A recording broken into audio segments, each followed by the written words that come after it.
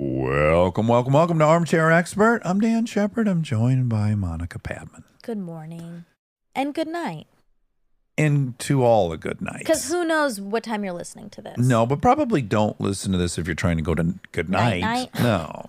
We don't want you to just hear the beginning and then drift off peacefully. Right. Although I do wish that for anyone, so I take that back. However you want to use this, it's yours to use. This is an outstanding interview. Yes. Definitely the one that I was most affected by of all we've ever had. In your life. Yeah. In the past 5 years. Yeah. Mm-hmm. I got gobbled up in it. Very privileged and honored that Anna decided to come chat with us about something that's been going on in her life for quite a long time. Anna Kendrick is a gangster. Pitch Perfect, A Simple Favor, Up in the Air, Into the Woods, Twilight, you name it. She's incredible. Her roster is long. Sings like a motherfucker. Oh my God, one of the best voices ever. You listened on repeat to the Trolls soundtrack. True I caught you. You did. I walked into your work one day. Yep, when I worked at UCB. And you were in the middle of listening to Trolls on YouTube. True colors. I was. She has a movie coming out January 20th called Alice Darling, and it's incredible. She's fantastic in it. I watched it right before we talked, and it's excruciating in an incredible way about a woman who's coming to terms with an abusive relationship she's in. Yeah. I'm watching something else. Oh, you haven't seen it. Bad Sisters. It's so good. These things that seem inane, if you read them in a headline or whatever, when you get to watch them play out in people's lives, like how subtle and consistent and the slow trickle effect of it wearing down a human and destroying them is so wild. It is. It is. It's brutal. This is a great interview. I hope everyone loves it. Yeah. Please enjoy Anna Kendrick. He's an armchair expert. He's an armchair expert. He's an armchair expert. Okay, the amount that your feet are hanging off the couch is so cute. It's just like when Monica does the fact check. It really is. It's distractingly cute. Okay. I wonder how many of us there's been here. Little tiny shorties? Shorties. Shortcakes. Well, look, Shortcakes. you, Kristen, now Anna. You know, I'm going to call you Anna. I'm going to warn you now. That's fine. No, it's not fine. Your name is Anna. That's not your name. Yeah, but we have an Anna really close to us. Oh. And annoyingly so, she spells her name. With two N's? No. She doesn't? No. Okay. I'm standing Well, corrected. I'm not that close to you after all, I guess. Okay. I guess I just learned I have no excuse, but I'm so in the habit of saying Anna that it's actually fucked up how I talk to our friend Hannah. Exactly. You say Hannah? I want to. Yeah. Like when I see her, I go, ha, and then midway through, I hear that Hannah's coming out, and then I go, hi, Anna. So you constantly sound like you're having a seizure? Yes. Talking to her? Yeah. That's Or good. some palsy, and then some I'm light palsy. triggered because seizures. Right. Yeah, a lot happen. Right. Wait, can I give you some credit? Okay. I I know thought you were going to say criticism. No. 'Cause I heard the C. Okay, No. go ahead. Anna gets called Anna by everyone. And she's Kristen's assistant. And every time someone does it, I get like, PTSD? well, no, I feel like she feels like she can't say that's not how to say it. Oh, Like because she's she's not at work. empowered. Yeah. Right. Yeah, there's like this power thing. And not from Kristen, of course, but if she's out in public with Kristen doing work and someone calls her Anna, which happens every time. Sure. I think she just lets it go and I think she hates it. And I feel like you've picked up on it and you're good at calling her her name. And now you're not going to go back. We all have a story about her. Would you be opposed to making it a little closer to your mouth? Of course. Okay, I mean, great. yeah. Yeah, because you have such a pretty voice, and I. The prettiest. I feel like I've backed myself really into the furthest corner of this. Are you Feel free to hiding? get comfy. You can move your legs Do you want a around. blanket? Desperately. Oh my God. Yeah, Look that at we this. have one. Here, I'm going to put it on you. There's a service I just started doing to guests. Who is it? Lily Reinhardt. You think I'm going to object? beautiful yeah, tuck me in, baby. Let's do it.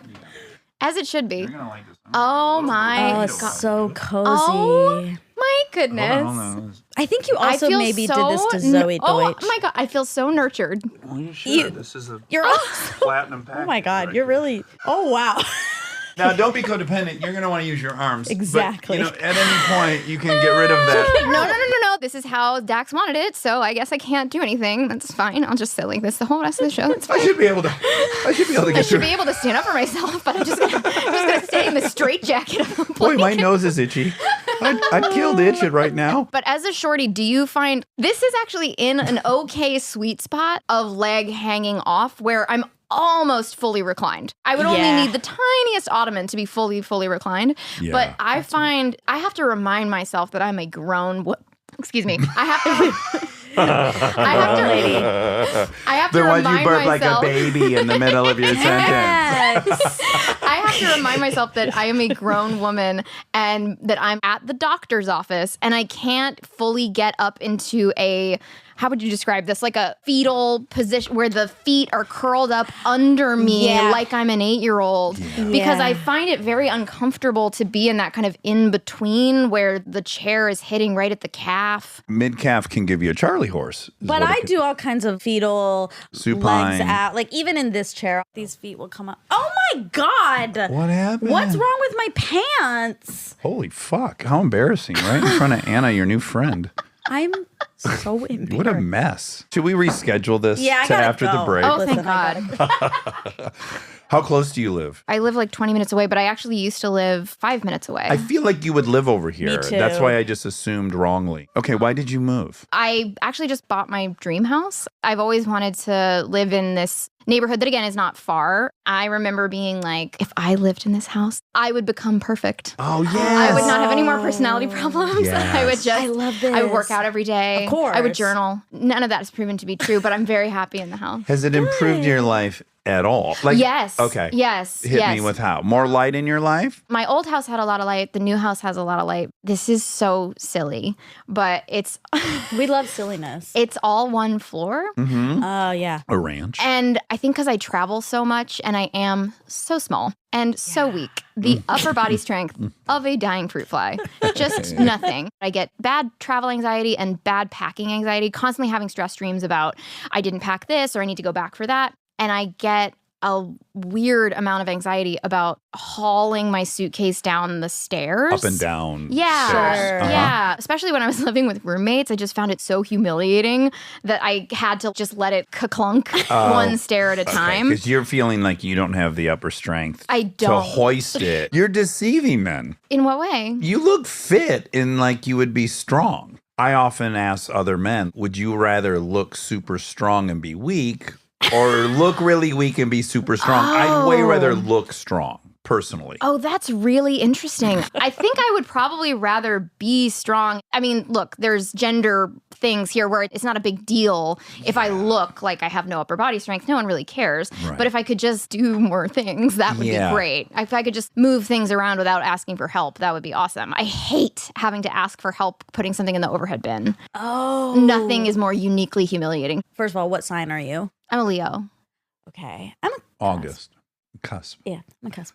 But I'm a Virgo. August 9th? Uh-huh. Okay. Okay, not that far off. Okay, well, I just had a recent bad experience on a plane with my luggage where it came crashing down. No. Yeah, so I did have to ask for help. From another woman, right? As I recall? Yeah, and she was angry. A big girl? She was angry? Well, I think she was angry that it had crashed down and that now I was holding everybody.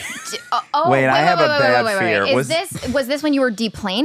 No, I was getting on. Oh, and this wasn't like, oh, it's the middle of the flight and I'm reaching for something. No. You're holding up the line. Yeah. Well, and I I have a was terrible fear. You're not going to like this question. Did you ask a passenger from coach? I don't know. Yep. So I that's didn't why she ask- hated your guts Stop. because you were in first class. I didn't ask. And then you asked this person from Boo coach, hiss. like, ma'am, will you put my bag up? They should have people here. Stop it. That's Yeah. not And how you it used went. that voice. I did. We all know. Yeah, Yeah, I know. yeah. You know the voice. No, I tried to do it on my own. Yeah, you and didn't- I'm small and it didn't work. It started to crash down and made everyone nervous that like they were going to get injured. And I just kind of looked at the woman behind me. She was like, yes, I see you need help. I Yes. will help you, begrudgingly. And I don't know where she sat. Well, did she say, yeah, let me grab I fucking hate rich people. Did you hear that at all? When Honestly, okay. Yeah. Back to your house. Yes. I love a ranch.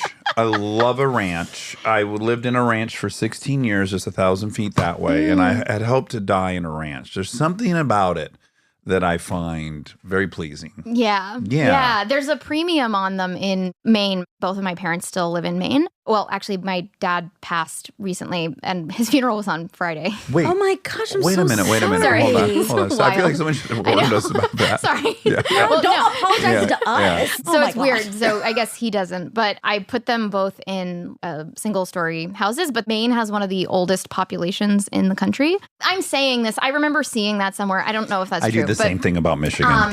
Do you have a place for yourself in Maine? No.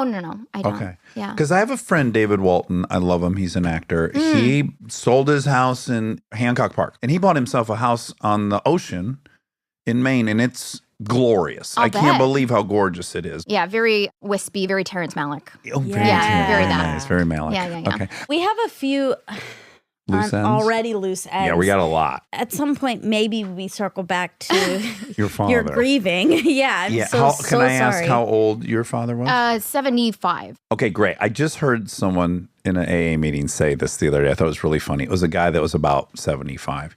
And he said, if I die right now, I'm too old for it to be tragic. Yeah. No, And then, what do you say? And But then too young also. too young for some other thing, really clever thing. But I thought, that is Well, this was a great retelling. Thank you for that. Let me just try to get a hold of him. Too young to be expected.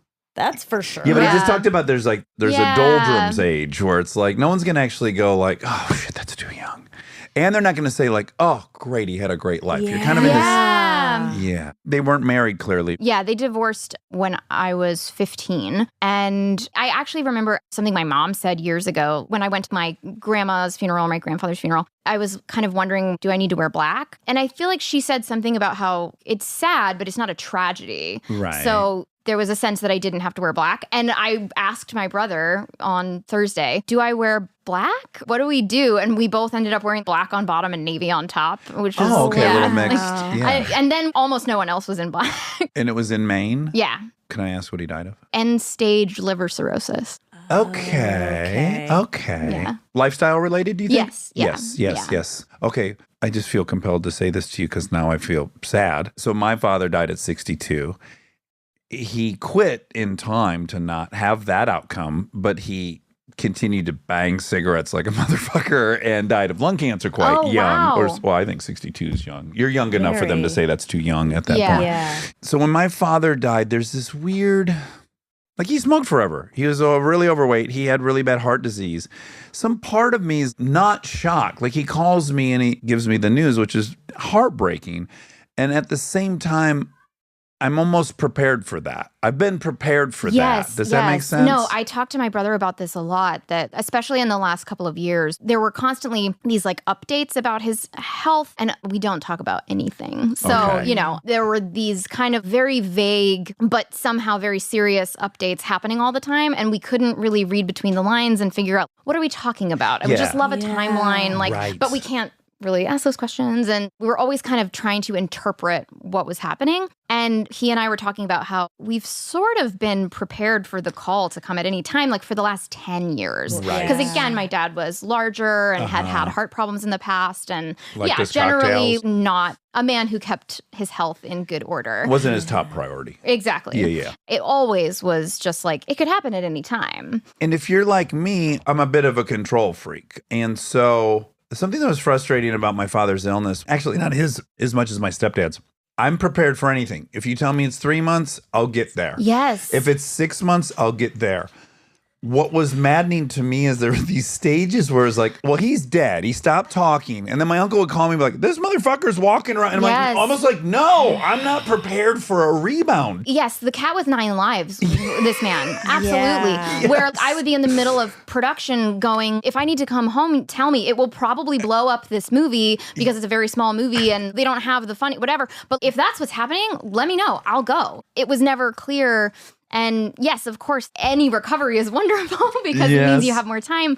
But if I could just get a timeline, if it was 6 months, I know what I'm doing for the next 6 months. That's right. But when it's probably like 2 years, I don't really know what to do. Yes. Because I don't stop living my life for 2 full years. How do I navigate this? Yeah, I often say as gnarly as cancer is, it's also kind of a weird blessing in that, well, especially with my dad, small cell carcinoma, it's like, here's your 3 months, get after it. Oh, really? Whereas the heart disease, he had that too. To your point, I don't know, should I be going home for a month randomly? I don't know, when's the big heart attack coming? So in some weird way, I think cancers can at least be helpful in like, okay, here's our 3 months to solve it all together, to repair, to forgive. Yeah. Even this summer, I was looking at little places. Do I lease a place so that I can just be going home all the time? But then you visit and you're also like, oh, a fraction of what will be lost is already lost. It's so sad.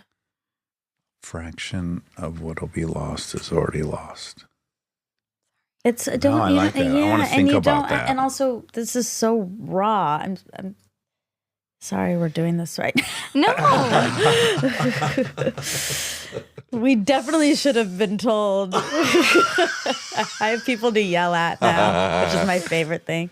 You know, Anna's lost a limb, right? Did we mention that? Yeah, like she's going to guys. be on day 2 of not having her right leg. Was he in the hospital? He was in and out. So he actually passed about a month ago. I was home about a month before that. And he was at home, but kind of not all there. It was kind of a question of like, do we keep him at home? All that stuff. And he's married, so it's obviously her decision. And I think he ended up having like a seizure or something. And then very suddenly he was in the hospital and then very suddenly gone. Right. Yeah. But it's so weird to say very suddenly when you're like, but I've been prepared for the call for 10 years. Right. This is a terrible reference, but it's kind of like show business can seem overnight.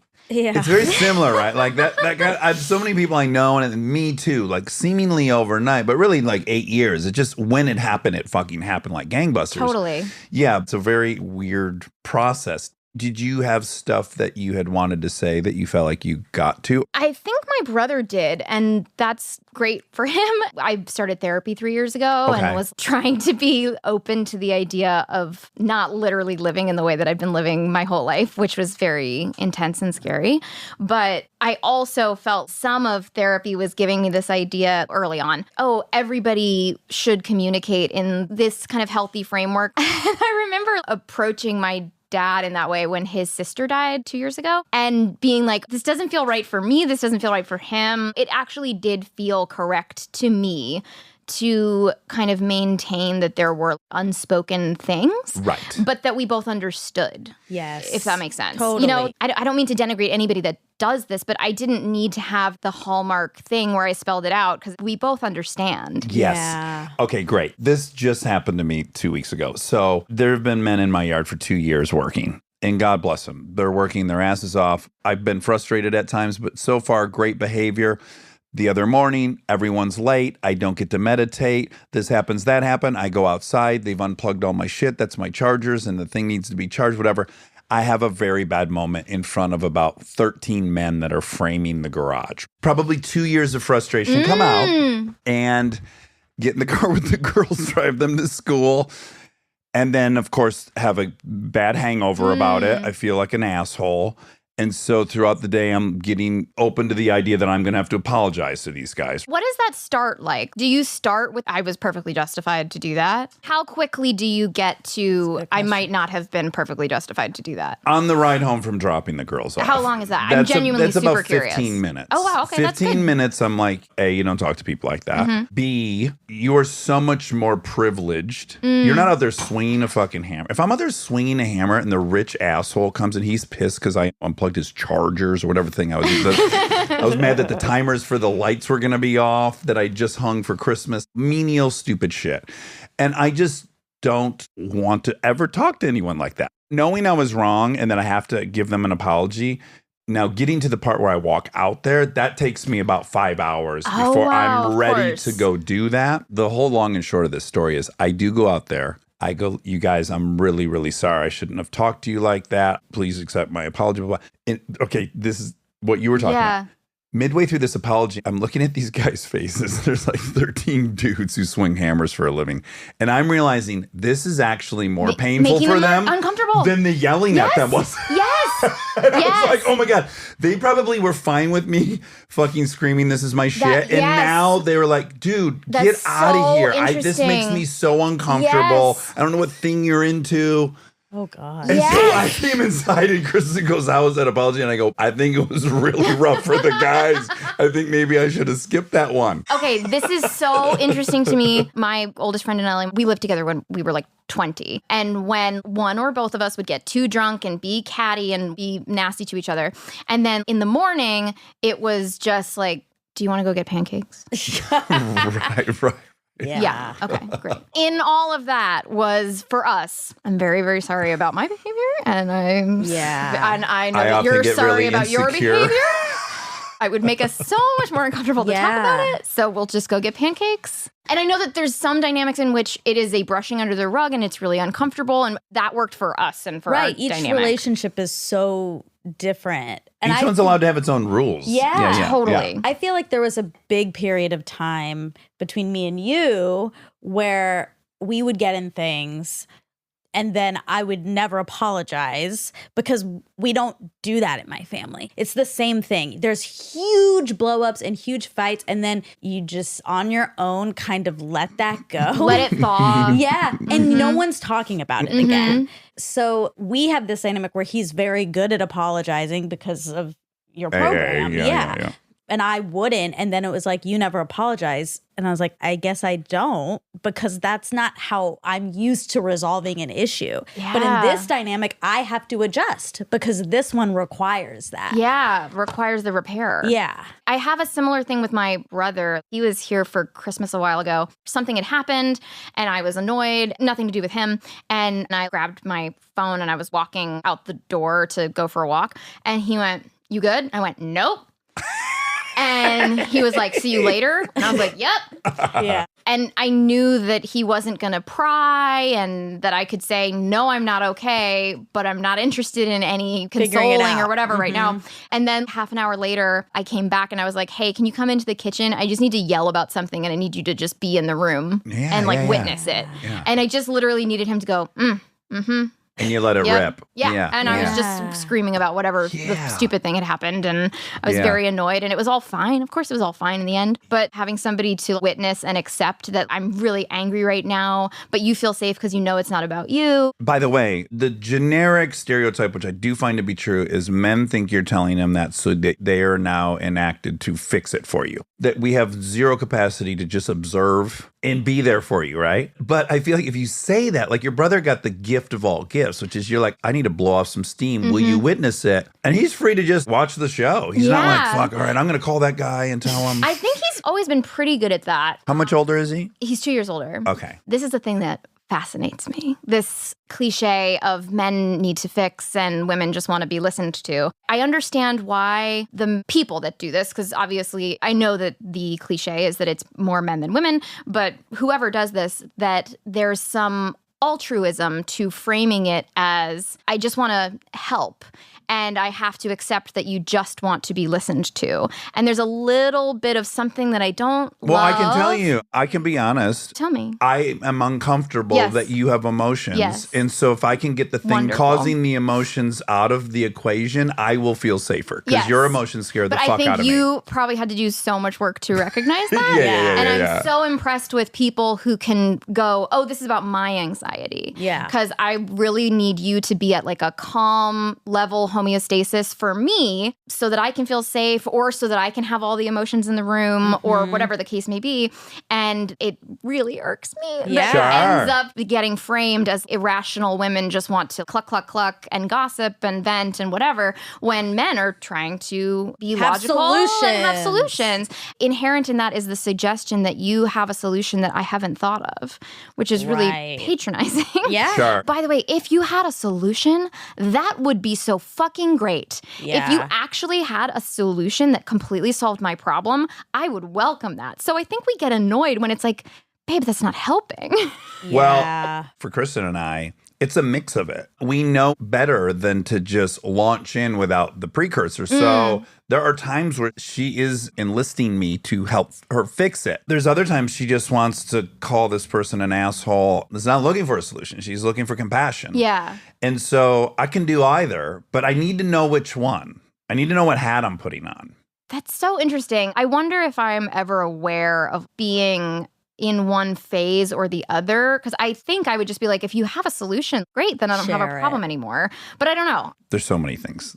One is we have blind spots. And when you get with somebody and you decide, we're going to fucking compromise over dinner, the upside is you have a co-pilot. And so they're good at seeing the blind spots you have. There's also just perspective. So my wife's incredibly helpful in my assumption at all time. I suffer from contribution error really bad. So if someone wrongs me, it's because they're selfish and entitled, Sure. all these character assassinations that I will give to them. She's great at really assuming it's not that and painting for me a plausible picture where that's not the scenario, that perhaps this person isn't evil and isn't out to steal from you and belittle your status in the world, right? And often I can't get there on my own. Her solution for me is just providing her perspective or what a potential perspective is. That does make sense. But I'll say to her sometimes, I'm not looking for you to tell me why this person's not an asshole. I just want to let it rip on why I think this person's an asshole, because now I don't want to be arguing my point about why no, they are an asshole. It's not that. So I need to be clear too. That actually reminds me of in one of Pete Holmes' podcast episodes. I think he might have been at a seminar to do with spirituality and stuff.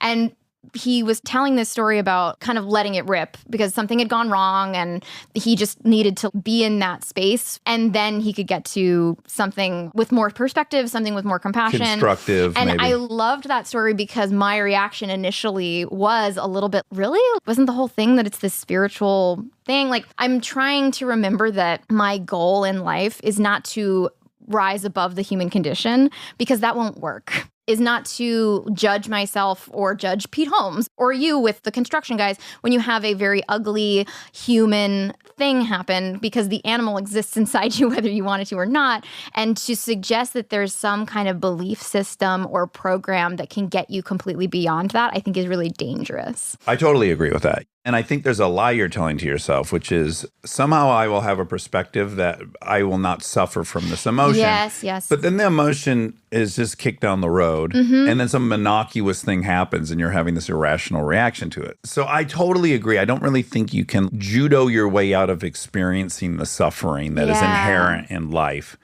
But what I think you can do is, and this is so pop culture to say, but you can learn to observe it. So for me, I'll get angry about something. And then something switches where now I'm reminding myself why I was angry for quite a long time. I'll get stuck in this maze of here's my case, here's exhibit A, exhibit B, exhibit C. Eventually I'll be in this argument with this person I'm mad about and I need to have all my ducks in a row.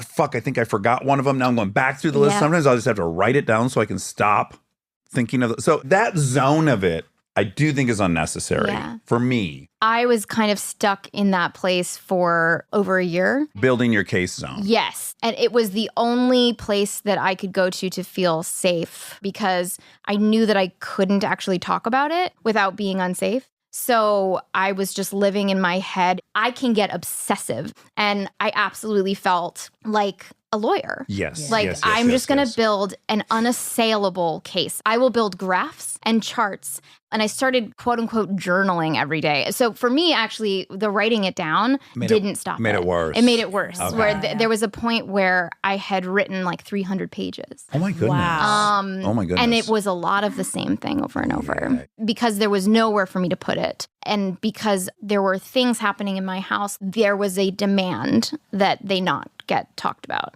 Meaning publicly. Or Even- period. No, like no. to your friends, you can't talk about me? I talked about it with some friends, but with him, I couldn't talk about it. Okay. So it was act like everything's fine or things will become very scary. It was while you were still in this dynamic or Yeah. you had already exited it? So I was with someone and this was somebody I lived with and for all intents and purposes, my husband. Yeah, yeah. Really, we had embryos together and Oh, wow. this was my person. And then about 6 years in, somewhere around there, I remember telling my brother when things had first kind of gone down, I'm living with a stranger. Like, I don't know what's happening. And I felt so confused. And it's kind of funny now, but I remember driving and being so like, what is going on? Who is this person that's living in our house?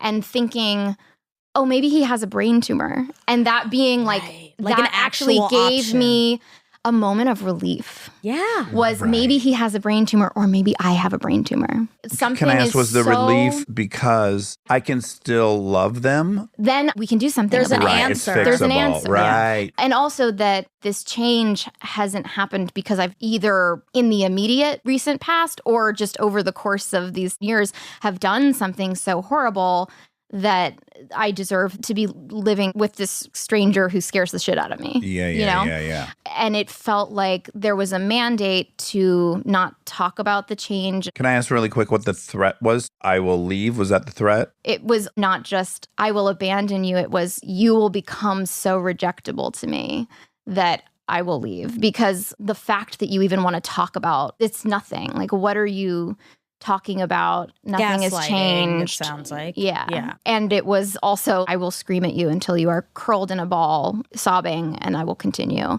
And it was just like, I don't know who this person is. It was so terrifying. And then was it normally he's great and then there are moments of intense who is this person, or did it start Did it become just- the mean Yeah. average? basically, he came to visit me on a set and was acting just very strange, very distant. I was very confused. And I tried not to get in my head about it. After over a week of just being like, what on earth is going on? I finally asked him, are you okay? Is there anything I need to be worried about? Are we good? And the worst possible thing was, I was like, please don't say this girl's name. Please don't. And he started talking about this girl. And it was like, this is terrifying, but okay, let's go talk about this because I want to know. This is awful, but let's go. And I'm talk assuming about this it. is another girl that he has feelings for. Yeah. I mean, the next year of my life became, no, I didn't. It was nothing. You know, I shouldn't have even said anything. Right. But Oh. immediately when we got back to this hotel room where I was filming, it became, I don't want to talk about this. What are They you? started to talk about it and then was like, actually, I Yeah. don't want to. And you're like, but now I But can't now I can't unhear that. this thing. Yeah. Again, this is really It was scary. using the rationale, well, I'm not going to be punished for being honest with you. Yes. Yeah. Which again was not being punishing. Yeah, Was it's just going through what now needs to be gone through. Yes, Yeah, was just going, can we please talk about this? This Yeah. is really scary and really confusing, and I love you and I want to make it work. And also, if there's something that's been going on, like if you've been unhappy, tell me. I want to know. I want to work on it. And when I got home, it was kind of the same. Over the following week, I tried to bring it up 3 times. The first time it was just very, I don't even know why we're talking about this. And then it became increasingly hostile each time I tried to talk about it until it was, You need to get over this. I'm curled in a ball. You're screaming at me. I don't know how we got here. It was so alarming, and it was so much easier for me to assume that I was crazy or doing something wrong. This is like a weird thing to say, but I ended up listening to the show a lot. And this show. Okay. And so I think it would be like if your dynamic was you're the kind of nutty one and Kristen's the saint and everybody knows it, and then she's screaming at you and telling you you're crazy, I think you'd be likely to believe it. Right. So, Sure. And the world tells you something. Yeah. I've just always felt he was so cool, calm, collected that I must be provoking this. Stay tuned for more Armchair Expert, if you dare.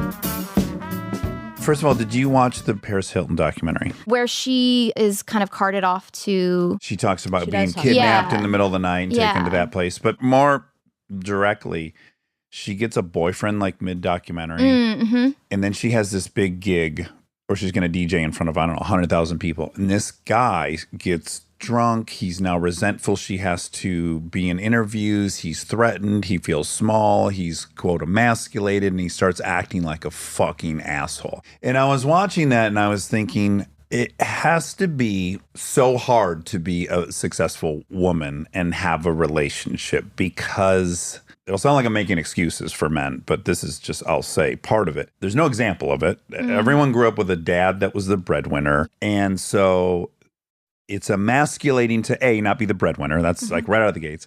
And then the attention and then the insecurity. And now these really bizarre acts of trying to get control of it. I think it's very common for women of great power to be cheated on, because that's like the only way the male can feel like he has gotten one over on her. I just have so much sympathy for so many successful women, and I think there's fewer men than there should be that are equipped to be the partner of someone's really successful. And I think it's really a bummer. Yeah, I think you might be right. And it was really difficult for me to accept that because I just thought of him as the best and also so deeply important to me. I was so madly in love with him that I thought, well, but surely you know how important you are because you're so important to me. Exactly. And there was a permanence to it, it felt. Completely. I would also argue there's a kind of a double betrayal, which is because I am this concept to the rest of the world. Yes. I need you so much. Oh, yes. I'm my little human who takes shits and gets sick. You know that more intimately than anyone. Yeah. Yes. That was such a surprising piece of what unfolded. Basically, he caught feelings, and everybody is totally allowed to feel how they feel about that in terms of what is and is not a deal breaker for them in any relationship. It was not a deal breaker for me. What are we doing? You know, let's talk about it. And he did not want to do that. There were more reasons why that I found out later. It ended up becoming this issue because he'd behaved so badly that then I was sort of living with, I don't know how to be around you. And I know that I can't bring up the fact that I'm now scared of you because when I say something that even suggests that, you get really scary. Yeah. Do you think it's because you were in some weird way challenging his own identity? Now, obviously, I look at it and I go, this was such an intense shame trigger for him. The idea that I was the fucking cliche guy who fell in love with a girl who's 20 years younger than me. And you're just like, oh, dude, you're so boring. Yeah. You know, like that part of it, first of all. The next part of it is, and then I screamed at my girlfriend until she was crying. I mean, like that's a bad dude move. And we would go to couples therapy and I would try to open any conversation with, I totally understand the way that when we get attention from the opposite sex, especially when it's somebody attractive and someone interesting, that's so addictive. I mean, it's heroin. Are you kidding? Yeah. And like, my love, all that means is you're human. That's totally fine. Like I was just like so trying much to give him so understanding. much absolution. But the second that I went to, and also I'm hurt and confused and I would love repair.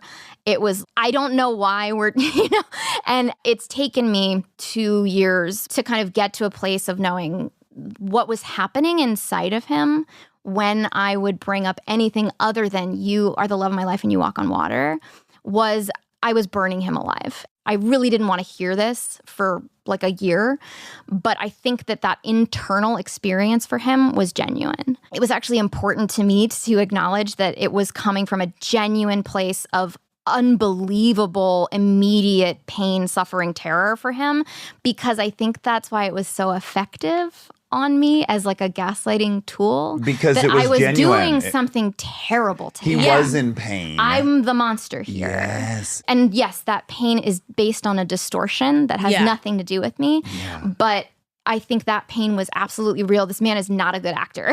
Like not a good liar, not a good actor. He literally said to me once, I was just having a day, it was around Christmas, where I just couldn't kind of fake it or whatever. And I started crying. And he was at first going like, what's wrong? And I think I was just like, are you happy with me? Like, or what? Or do you still want to be with me? Because we'd been in these periods of talking about it and then silence, whatever. And he went, do you realize how unfair this is to me? You are terrorizing me. And I was, again, this is a position I was in many times. This is so much like the movie, by the way. Curled in a ball sobbing. Yeah. Going, I'm terrorizing you? But I don't think that he would have said it if it wasn't true. Well, I have a theory. Tell me. I think in his court case, at whatever point he decided to let you in on what he had felt about someone else, in his court case, you were going to blow up. He was going to be able to write that off as you overreacted and you're being unrealistic about the human condition. And you went the other way, which he was totally ill prepared for, which is compassion, understanding, and an attempt to heal from it.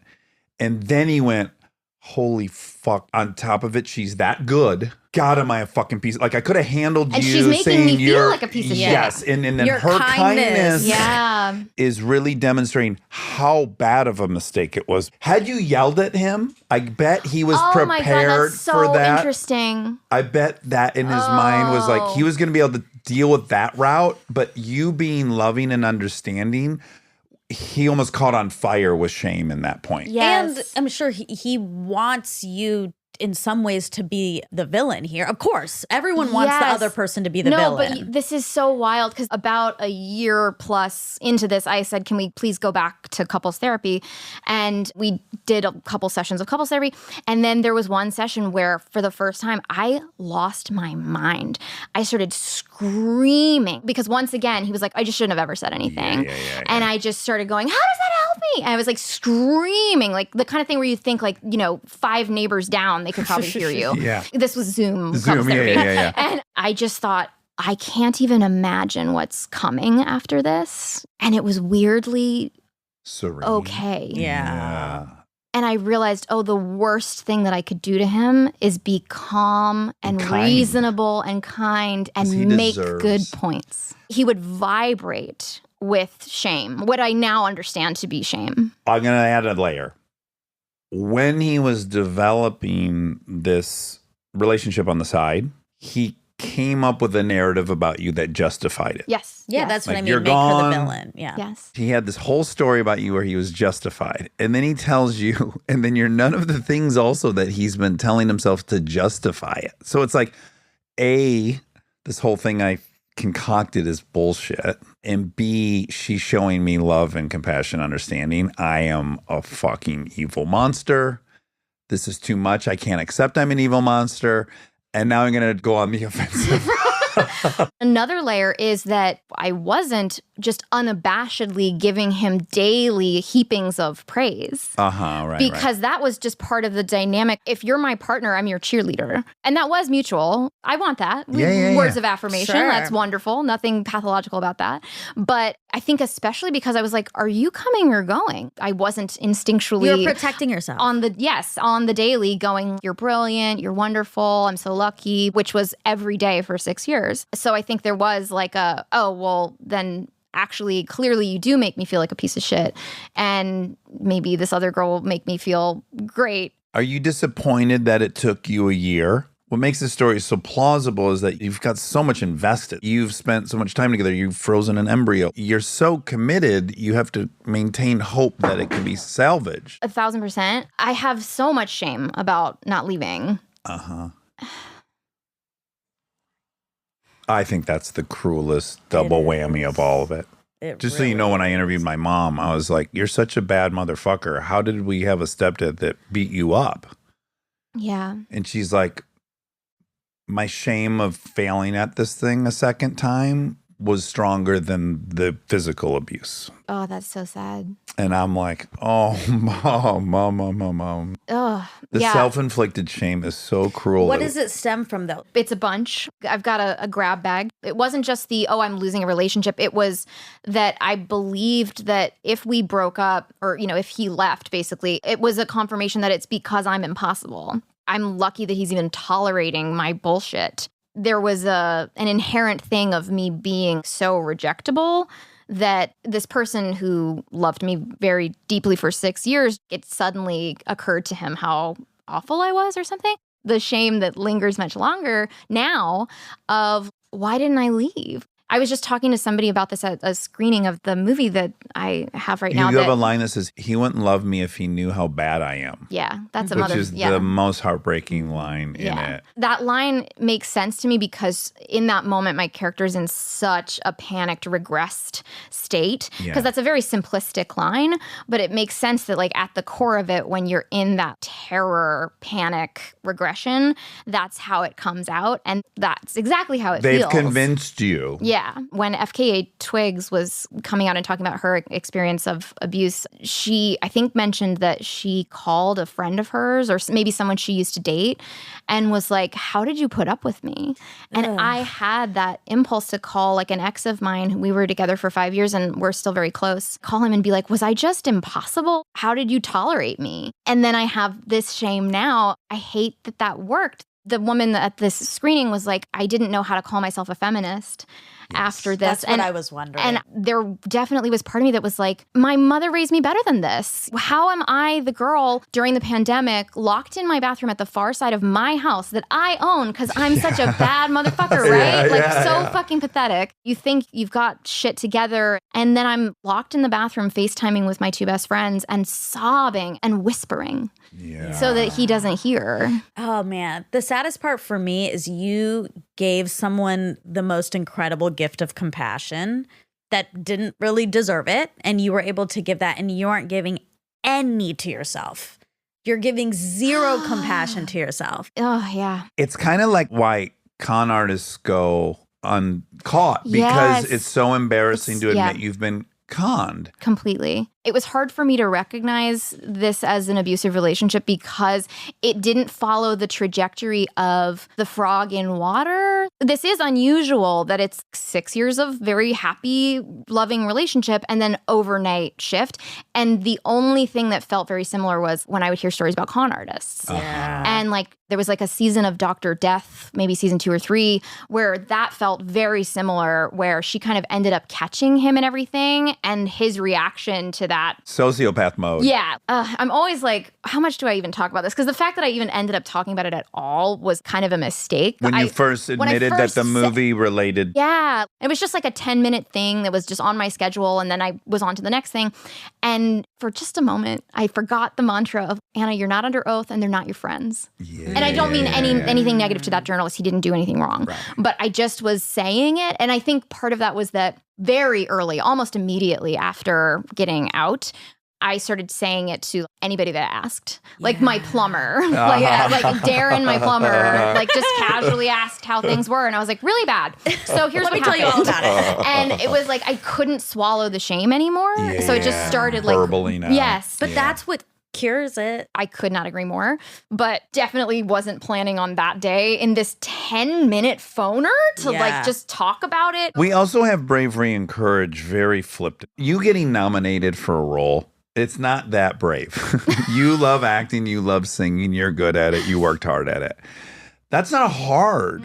It doesn't, you're not confronting something that terrifies you. So for you, oh my God, if I'm a person that was in this relationship, I'm not a feminist, I'm not strong, I'm not worthy of any love, I'm a failure, a disappointment.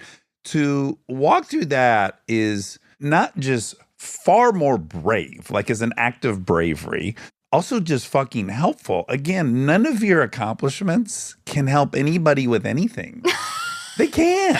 That's so true. If I ask you, like, well, how did you learn to sing? Oh, but can I tell you something really interesting? So I'm very fortunate to have a fan base of young women, particularly young queer women. And many times I've seen online people saying, you saved my life and whatever. And I always want to say to them, I didn't. You saved your life. Right. And like just for one moment or two, something filled up your cup enough that day for you to do the unbelievably backbreaking work of saving your own life. It's really interesting that you are phrasing it in that way because that's how I felt about this show.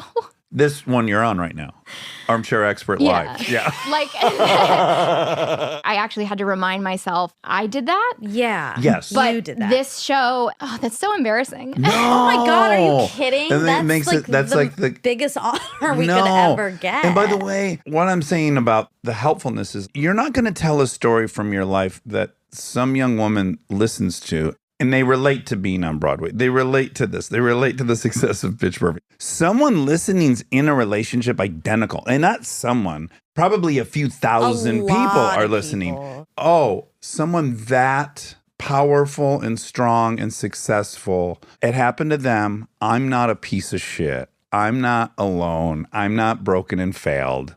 That's like the craziest gift you can give to somebody. none of the other stuff's helpful at all, truly. Yeah.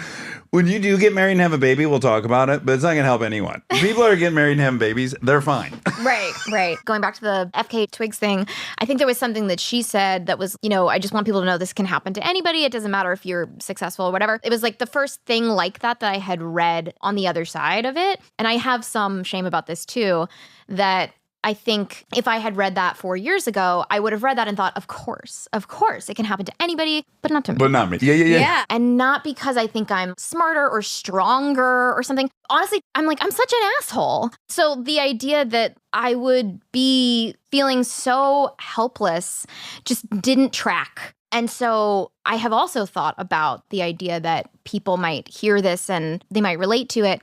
And so, of course, I've been trying to think of what do I wish I had heard? What do I wish somebody had said to me that would have gotten me to turn the lights on? And I have, again, so much shame about saying this because I don't think there was anything. Yeah. Well, I think what can happen, this is how AA works at least. You're listening to someone from a safe distance and little things start feeling very familiar and relatable.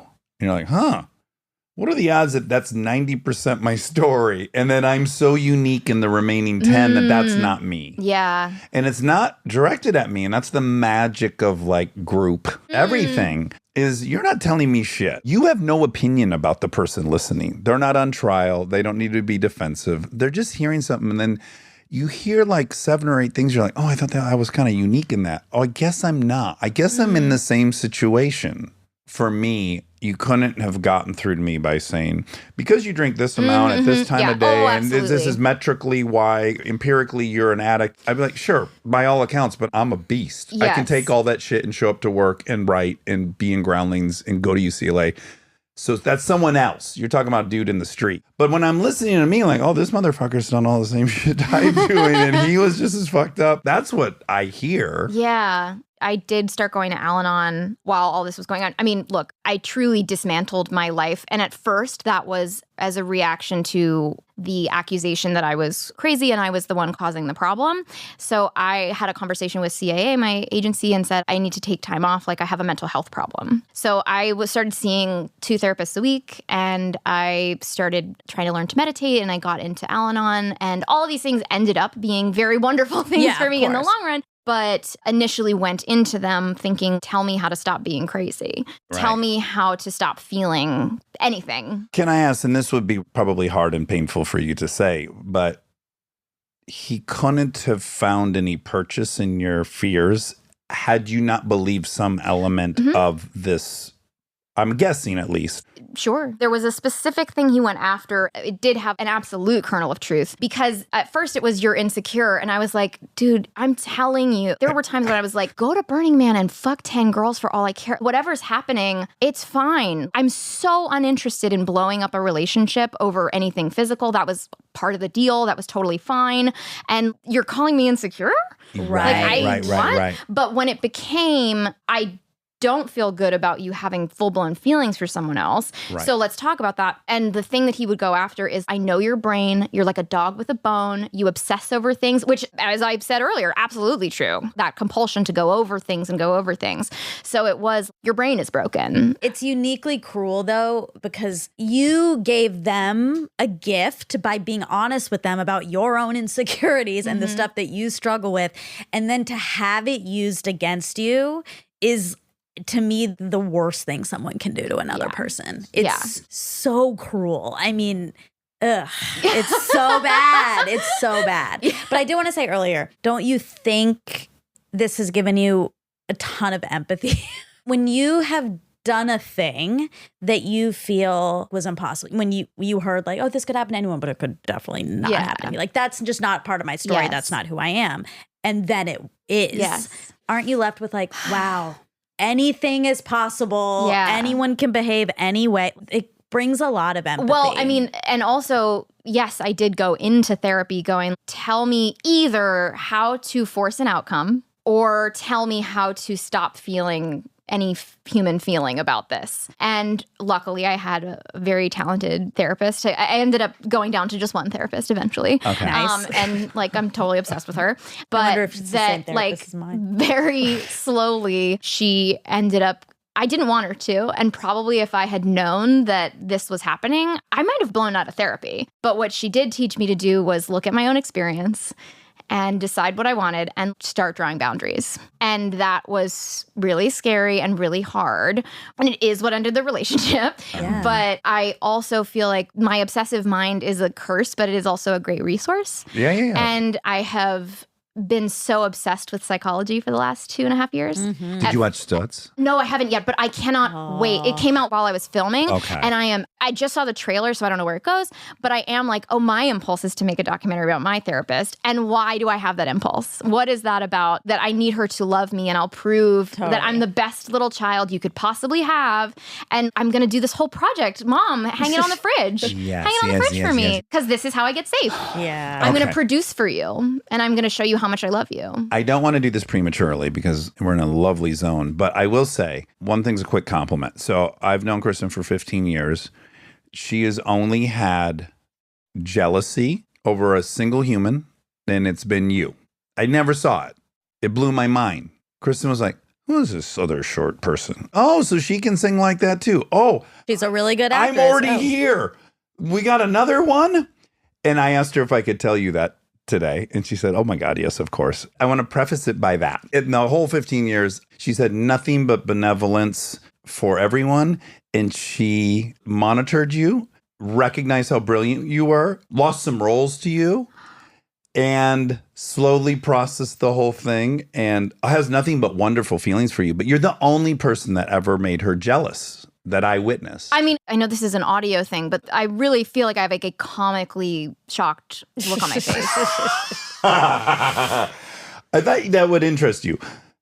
Secondly, you guys are so fucking similar from the outside. I don't know you, but really young performer, singer, around adults, Yeah. people pleaser, got to be perfect. Her great arc, we have different ones crisscrossing, but hers is learning to not people please, learning to set boundaries, learning to be okay and at peace with the idea that not everyone will love them. That whole journey for her is her kind of journey. And I'm just wondering with some of these similarities. First of all, so many things. Man, that is bizarre. Because I had been debating, depending on how this conversation went, sort of saying, gosh, I actually have a funny thing with your wife where I never felt like she liked me. And I do I'm being neurotic. that a massive percentage of that is just genuinely when it comes to like really sweet angelic blonde girls, I just assume they think I'm weird. They think I'm this like weird little troll. And I don't think of Kristen as short. I think of her as just this angel. And she's so sweet. And I feel so rough around the edges that I was like, oh, she must not like me. Oh, no, I'm sure that's just my projection. That's not actually how she feels. Can I ask, because I do this too, by the way. Luckily, sometimes I'm confirmed right. Most of the time, I'm not. What proof in your mind when you were like, I don't think she likes me? What were you basing that on? I couldn't tell you. Right. I couldn't Okay. tell you. Just a right? hunch. Well, this is so interesting because I don't know where to put that now because maybe there was just some energetic thing there. In all likelihood, there wasn't, but it was just my typical thing of certain women who look a certain way scare me, and I just assume that they won't like me. And I will also say another thought that was coming up as you were describing that, kind of going back to this kind of thing would never happen to me because I'm such an asshole, is I definitely don't have a reputation that she has of being just the sweetest little honey bear. Like, absolutely not my reputation. Oh, okay. So you don't have a problem normally with having boundaries and I think being disliked? It's really tricky. Somebody once told me, I was just about to work with someone and they were like, oh, I was asking around about you. And I was like, oh, what'd you hear? And they were like, oh, a friend of mine, and I won't say who it is, and I've never found out who it was, which I would love to, genuinely, said that you are 10% defiant.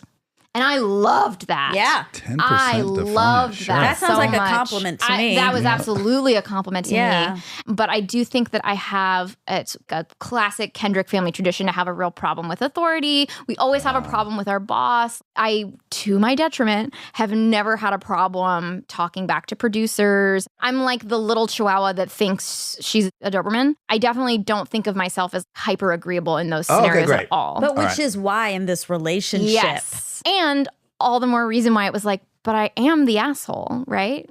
So I guess it must be me. I can be bristly. And I know that about be myself, yeah. abrasive. When I first started getting into like researching psychology, whatever, I was thinking about the fact that I had said to my brother, I feel like I'm living with a stranger. And I was trying to figure out what was going on with him, what was going on with me.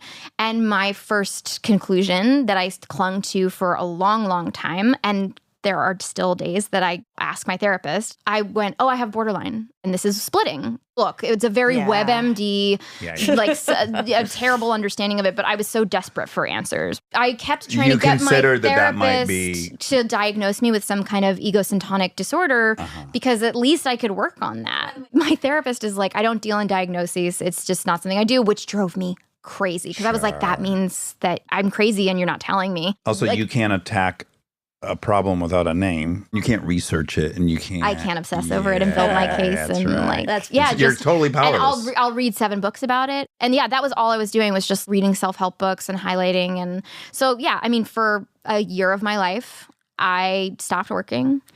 I went to program. I was in therapy. Again, wonderful things in the long run, but I was using them for the wrong reasons. And when I first got into Al-Anon, the stuff about in any dynamic, you have to kind of recognize your role and take responsibility for the role that you're playing in this dance and in this system and in this dynamic. I was interpreting that as the way that he was saying it, which was, I scream at you because you provoke me. Rather than like, I'm staying. That was the role I was playing, was I was staying. And I was trying to compulsively figure out how to fix myself and how to fix him. And I felt like that was something that kind of illustrated to me the way that even the most helpful tools can be kind of weaponized by someone else or against yourself. Stay tuned for more Armchair Expert, if you dare.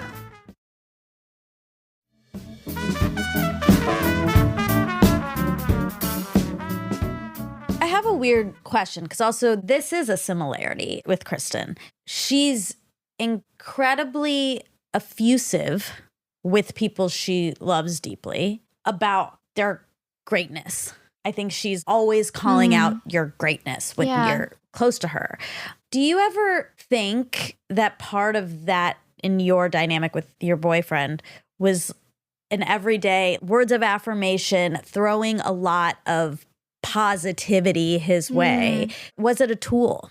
Obviously, nobody's thought about this more than me and my obsessive brain. And I have tried really hard to figure out if something went so terribly wrong and is my before and after, how do I reconcile what happened before that and what was real and what wasn't? I still struggle with it and I'm still open to my feelings about it changing. But I actually think it would be so much easier for me to go, it was never real and he never loved me and we were never this and it was always fake. And it's so much worse to be like a big chunk of it was real. And then I hit the one thing I didn't know that I wasn't allowed to hit, which was you did something wrong. All I did was tell him he walked on water because I believed he walked on water. I just adored him. But no one walks on water, right? No. No, but I'm saying that seriously because... No, I mean, look, you're right. And there were obviously times that I found him annoying or corny or whatever. And I'm sure that was the same for him. This hurts to acknowledge and sucks, but I do think that there was a big piece of him that thought that by being with me, he would become me, like by osmosis. And that if he were me and had my resources and my access and my money or whatever, which by the way, he did, he would use it differently and better and use it to make himself happy. Again, it was that thing of like, but no one has more intimately and up close seen that none of this changes anything for you. Like, surely the lesson that you've learned by being with me is that there will always be another brass ring and it won't fucking make you happy. Listen, here's what's really fucking tricky. Before I say that, I have to be ultra clear with you. She never disliked you. I just want to say that for the record. Never disliked. Jealous, which I had never seen. And so not, just and so we're that being is dead so clear. Unfathomable But to me. I just want to be dead clear so that when we all walk away, I was clear that never dislike, total admiration for your talent. That Jealousy, just had never seen it. So kind. I can feel myself even moving away from that part of the conversation because I'm so like, what? I just want to deny your conclusion that she disliked you. That actually is not true. But do take away she was very jealous of you at a point. Fascinating. Okay, here's my weird little soapboxy thing. So he envied you, and that is fucking so dangerous in a relationship. Power dynamic. He couldn't have compassion for you because you had everything he wanted for himself. When he's looking at you crying on the ground, a normal human reaction would be, I'm hurting a human being. This is terrible. But no, I'm hurting this bitch who has every fucking thing I want and doesn't deserve it, is not using it correctly. You can't have compassion when you have great envy for somebody. Partners have to be peers, and it doesn't have to be financial. But if you literally have all the things I really want, it's very dangerous. I don't know that someone can be so evolved that they can find compassion for the person they're very envious of. Interesting. Well, I think that had to be part of it, if this makes sense, because envy, and I'm so glad you used that word, because I do think that there's something in envy specifically that doesn't just feel like you have what I want. It feels like you have what I want, and that is the thing that is preventing me from having what I want. And I think that it made him more comfortable to have a narrative that I was holding him back somehow. I can admit to this. And when I interviewed her, I admitted to it. But when I dated Kate Hudson, I felt very less than. I was like in the worst stretch of 3 bomb movies in a row. It was clear to me I would not be the lead of any movies in the near future. She was at the top of her earning potential. And I found myself having way too many opinions about what she should or shouldn't be doing. I didn't vocalize them, but I thought, wow, you have this crazy opportunity I'd kill for. I would have that position of, you're kind of mismanaging this. Oh.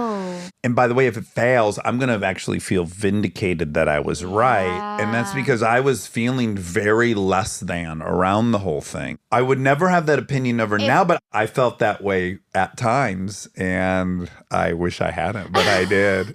Well, also, if we're calling out weird, confusing, ugly human emotions, I'm going, now that I've just had a couple minutes to settle with that thing about Kristen, first of all, that's so unbelievable to me. And now I'm going like, that makes me feel nice. Good. I intended it to make you feel nice. Because obviously she's unbelievably talented and successful and all the things. So that's It's a high honor. weird. But like, I mean, I wish that I But don't we know. want, we all want, myself included, we want to do all things. It's so specific that it's not just, oh, someone says, oh, I really admire your career. You go, yeah, whatever. Right. No. And then it's like, oh, I'm jealous of you. You're like, oh, me? Yes. Thank you.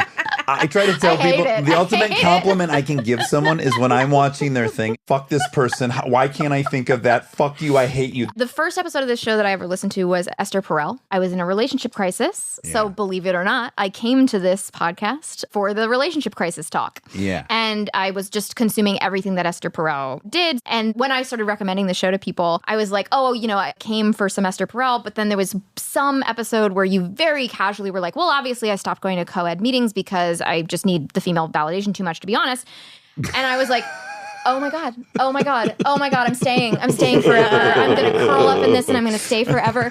Because, and I actually said this to Pete Holmes because I eventually started listening to his podcast as well. I would go on these hikes during the pandemic because we were trapped in a house together. And I would go on the hikes to just sort of get away. And I would listen to this show. And just having like an hour of male vulnerability was just so heart-opening. Oh, that makes me so happy.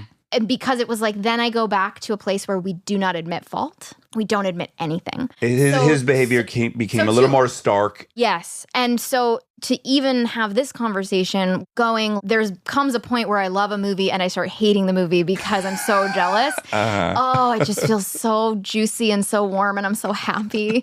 Because it is just, if this man could have just said, I got caught up in a thing and now I'm so embarrassed. If he had actually said to me, I can't talk about it because I'm too ashamed, I think I would have been fine with it. Yeah. Right. But it wasn't that. It was you're crazy. But he can't do that. Yes. I'm bummed for him that he couldn't. I've had so many phases of going, oh, I feel really sorry for him. For a while, I couldn't even hear that he was genuinely suffering. I would get very triggered by the suggestion that there was actual pain because I was like, no, it was just a manipulation. And then it took me a while to go, oh no, I think the pain was extremely real to him. Yeah. Well, you need the first story to leave. I have also been at the place now where I'm going like, oh, I just want healing for him. I just want him to get help. I just want everybody to get help. Yeah. And there are times where I want him or those people or whatever to rot. Sure. You know, especially Yeah. when it's someone telling me about like their parent. I try to Yeah. have compassion and wish healing for them and only do that when it is authentic and genuine, like in my little heart. But then there are times where I'm like, oh, I want you to get flayed alive. Yeah. Like Oh, you yeah, abused yeah. your kid. My dream scenario at all times is I get to beat the shit out of that person physically for a while, Oh. and then I help them Oh, heal. That to me would be the perfect arc. You've just given me a juicy daydream to Yeah, I occupy wanna the destroy next them several months. and then help them Yeah. back Like into- Stockholm Syndrome. Yeah, Yeah. Great. Yeah, Yeah, great like goal. like torture techniques. Yes. That's great. Break them, psychologically break them.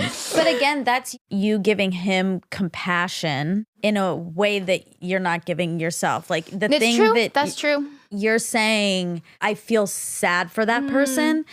You should feel sad for you then. Look back at that girl on the Yes. floor Yes. and say, oh my, I feel sad for her. Yes. I do want to say the compassion that I have for him now is no longer coming from a codependent Al-Anon place Yeah. and is coming from a place of integrity, the kind of person that I want to be and the asshole in me doesn't always want to be. But when I was making Alice Darling, there were things that I knew about Alice that the director didn't know. She'd not been in a relationship like this. Almost everybody else that came onto the movie had. Oh, wow. Because that's why we were drawn to it. The first day, she was like, oh, can we just steal a shot of you in the hammocks and maybe you're reading a book? And immediately I went, oh, I can absolutely be holding the book. I would go out to the hammock with the intention of reading the book and I would stare into the middle distance and be trapped in a loop. And I would not be able to read more than a paragraph because my body is in such a heightened state of fight or flight. Yeah. There was no fucking way I'm reading that book. Right. And it was like, oh, that makes me feel so bad for Alice. Yeah. And it's not that immediately healed me or anything like that. And I really object to the idea that creating art about something heals you. The process of it can be helpful. And I hope that I've been clear about that in any other interview that I've done. But I think people still like to say that, oh, Anna Kendrick said that making this movie was healing. Pieces of it were healing. But if anything, that moment gave me some more compassion for myself. And it certainly illuminated areas where it was like, that's something I've been neglecting about my own experience that I'm going to need to pull apart. Yeah. I wonder if this is related, and forgive me, because I know you've already heard it 1,000 times if you listen to the show, and so is everyone else. But my process with being molested was so confusing because first I acknowledge it happened. That's its own thing. Then you hear reflexively from everyone, well, it's not your fault. It's not your fault. You're a kid. It's not your fault. It's not your fault. It wasn't healing to me in any way because I actually knew there were some things that were my fault. I was in a situation I didn't like being in, but I wanted a thing. And I did have spidey senses. And I had guilt and shame over my participation. This is for me personally. I'm not saying other people have this, but I had this. I first had to own that. Yeah, I knew I shouldn't be there. I felt it a few times I shouldn't be there. Now, and I was 7. And I forgive you, Dax. You were 7 and you wanted a thing and you got yourself in a situation that was bad. That didn't cure it for me, that I was a victim. I needed to first own the thing that was burrowed in me, the guilty part, and first just go, yeah, I didn't listen to my body. I think if someone jumps out of an alley and rapes you at gunpoint, that's one experience. But often predators, they're great at getting you to seduction. participate in some way and make you culpable. Like that's what they're great Yeah. at. So I first had to just allow myself to admit I had moments where I didn't want to be there and I shouldn't have been there. But I pushed through because I wanted a thing. Okay, that's the truth. Now what? Okay, and you were 7 and did that. Yeah. I can forgive you. That was the steps that I had to go through. So I almost am curious if it's like there's some part of you that feels guilt because you violated your truth on numerous occasions and you knew. To even compare the two feels strange. No, I don't but think so. When you betray yourself, little Dax, little Anna, it's a very unique feeling. And I think it's the thing that hurts the most is, well, fuck, I'm not expecting the world to treat me great, but I'm expecting me to treat me great. Yeah. I think to even acknowledge my own attachment needs makes me feel very weak, especially because I was always kind of the girl that wasn't in a relationship. So to acknowledge I was trying to save my relationship doesn't feel like a sufficient enough reason, especially because there are some maybe not great and oversimplified catchphrases around feminism that suggest you don't need no man, but I have an attachment need that I would like to have met. So it doesn't feel great to give myself that grace because I'm going like, well, I was trying to save my relationship. There's something about being a woman and saying that feels very trivial. It gets hard to forgive myself because I should have just been like, get the fuck out of my house. But I think that I would have always wondered, well, was that fair? And what obviously, like, could I have saved that? Could we have fixed it? And I ended up taking one pin out of the pin drawer, pin box, who knows, whatever. Pincushion. Pincushion, that's what it is. I ended up finding out some capital T truth and was exposed to year-long text exchange and went, oh, I was right about everything. Yeah. Okay. And it was actually way worse than I even thought. And I did think that when we were back in couples therapy, this is a year plus in, and he is screaming at me. It was a passing crush. You're so insecure. I never saw a relationship with this girl. I even told my best friend I never saw a relationship with this girl. To actually see in writing, after a week of fucking you, I want to blow up my life for you. And like just say the word and we'll ride off into the sunset together. And that she rejected him. And that's the other layer of, oh, don't fucking bring this up. Because then I have to confront how fucking cringe. She says, was actually, like, please no, don't. thank you. Yeah. I'm good. To know, like, oh, no, you said it. And I didn't actually think that you could lie to my face with such intensity and conviction. So basically, I think I would have always wondered, was I being unreasonable had I not gotten to this kind of capital T truth? And when I confronted him on it, he said, I don't know what you're talking about. Oof. Which, again, was kind of a relief. That's a because way you go, out. oh, you're pathological. Right.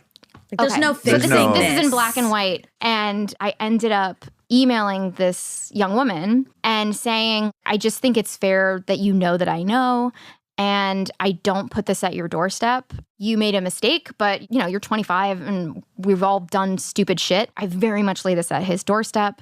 And I just wanted you to know that. I don't know why we would ever be in a room together, but if we were, I just kind of need you to know. Yeah. And if I were you, I wouldn't want to talk to me. But if you ever wanted to talk, I'm more than willing. And to her eternal credit, she was like, yes, can I call you? Wow. And we talked on the phone for about an hour. And she was just like, I'm so embarrassed and I'm so sorry. Especially when you're that young. You're like, this was forever ago. Yeah. You know? Right. She's like, what? Why is this coming up? And she was like, this was a mistake. And also, yes, I think over the last year have tried to just remain friendly, which was probably also a mistake.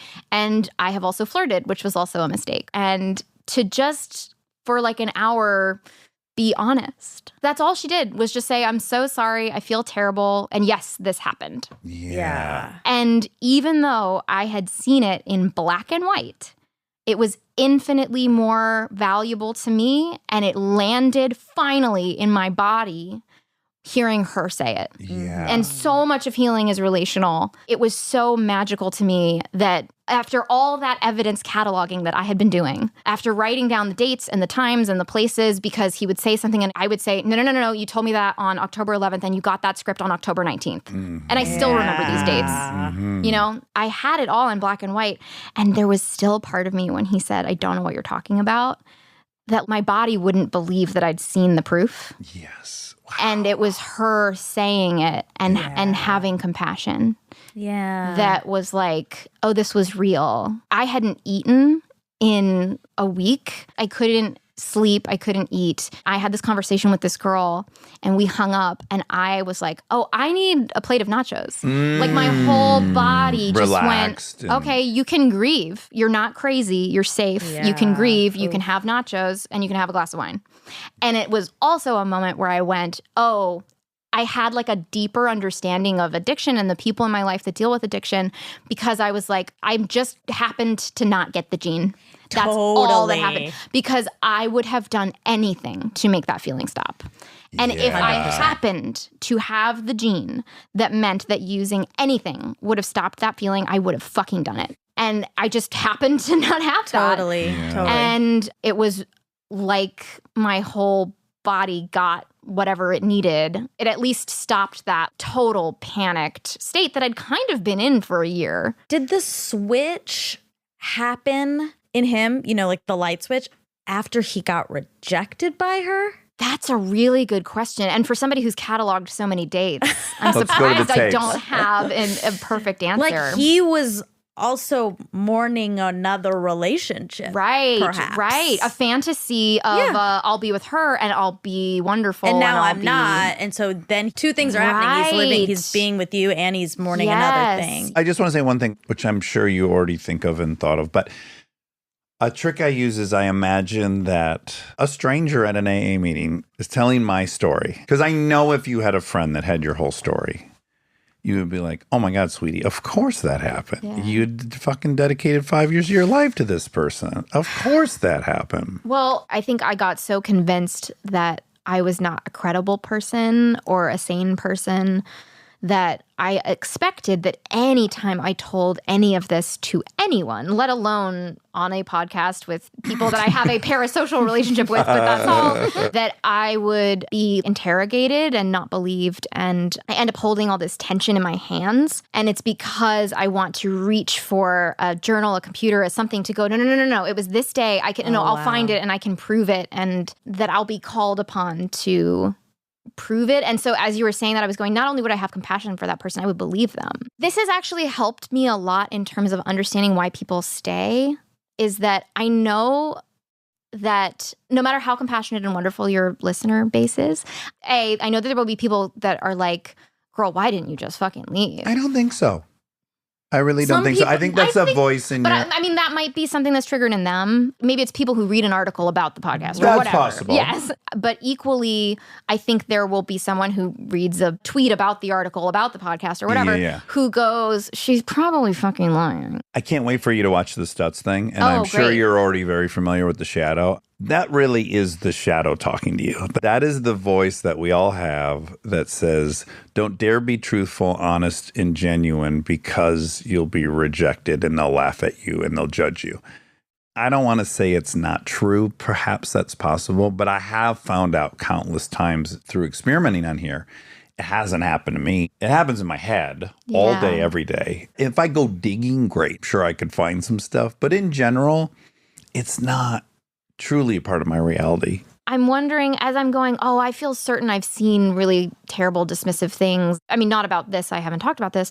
But I wonder if I have actually seen those things or if I've misread or if anytime that I do, I catalog it as proof for my shadow self. Sure. Yes. Sure, Yes, it just corroborates whatever you're already feeling. But no, women get the why did you stay question a lot more than I think men get the why did you stay question, if that's even a question that men ever get asked. I don't know. You might be right. But I do think that when men are in abusive relationships, there's even less sympathy for them sometimes. And it might be in a different way, in just more of a, but you have the power, so why didn't you leave? Or like you're pussy whipped or something like that. Totally. That is really true. I bet also there's a even deeper reluctance to come forward with that if you're a man. I think a lot of men are in similar relationships, and the shame that you already feel, not that one's better or worse, it's just dudes aren't supposed to feel anything, period. Yeah. And then, yes, they're supposed to have the power, and societally, it's emasculating. It's complicated. Again, I'm not saying one thing's worse than the other. I will just say one thing that compounded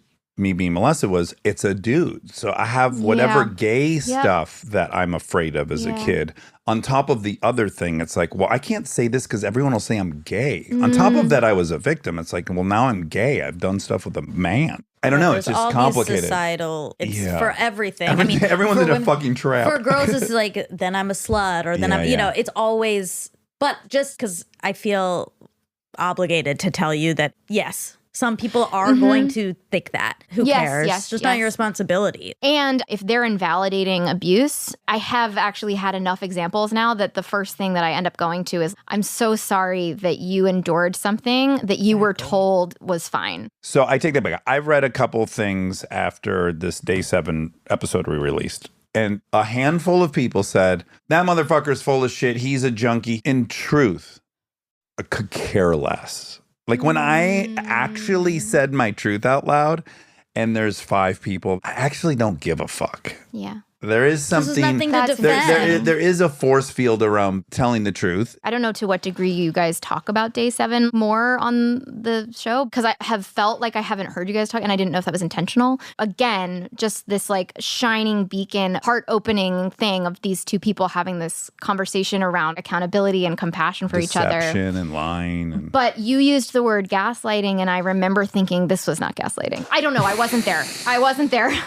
But whatever it was, I was like, It this was. is okay, great.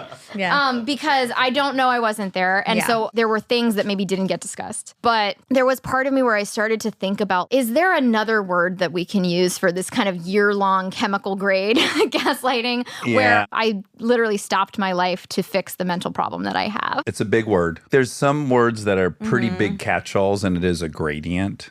But that affected you deeply. Yeah, I mean, when you know something yes, and you're yes. saying, I know this, and they're saying, no, what are you talking about? Did it rise to, I mean, you can happy to cut this out if it's whatever, but I'm very curious if that's okay.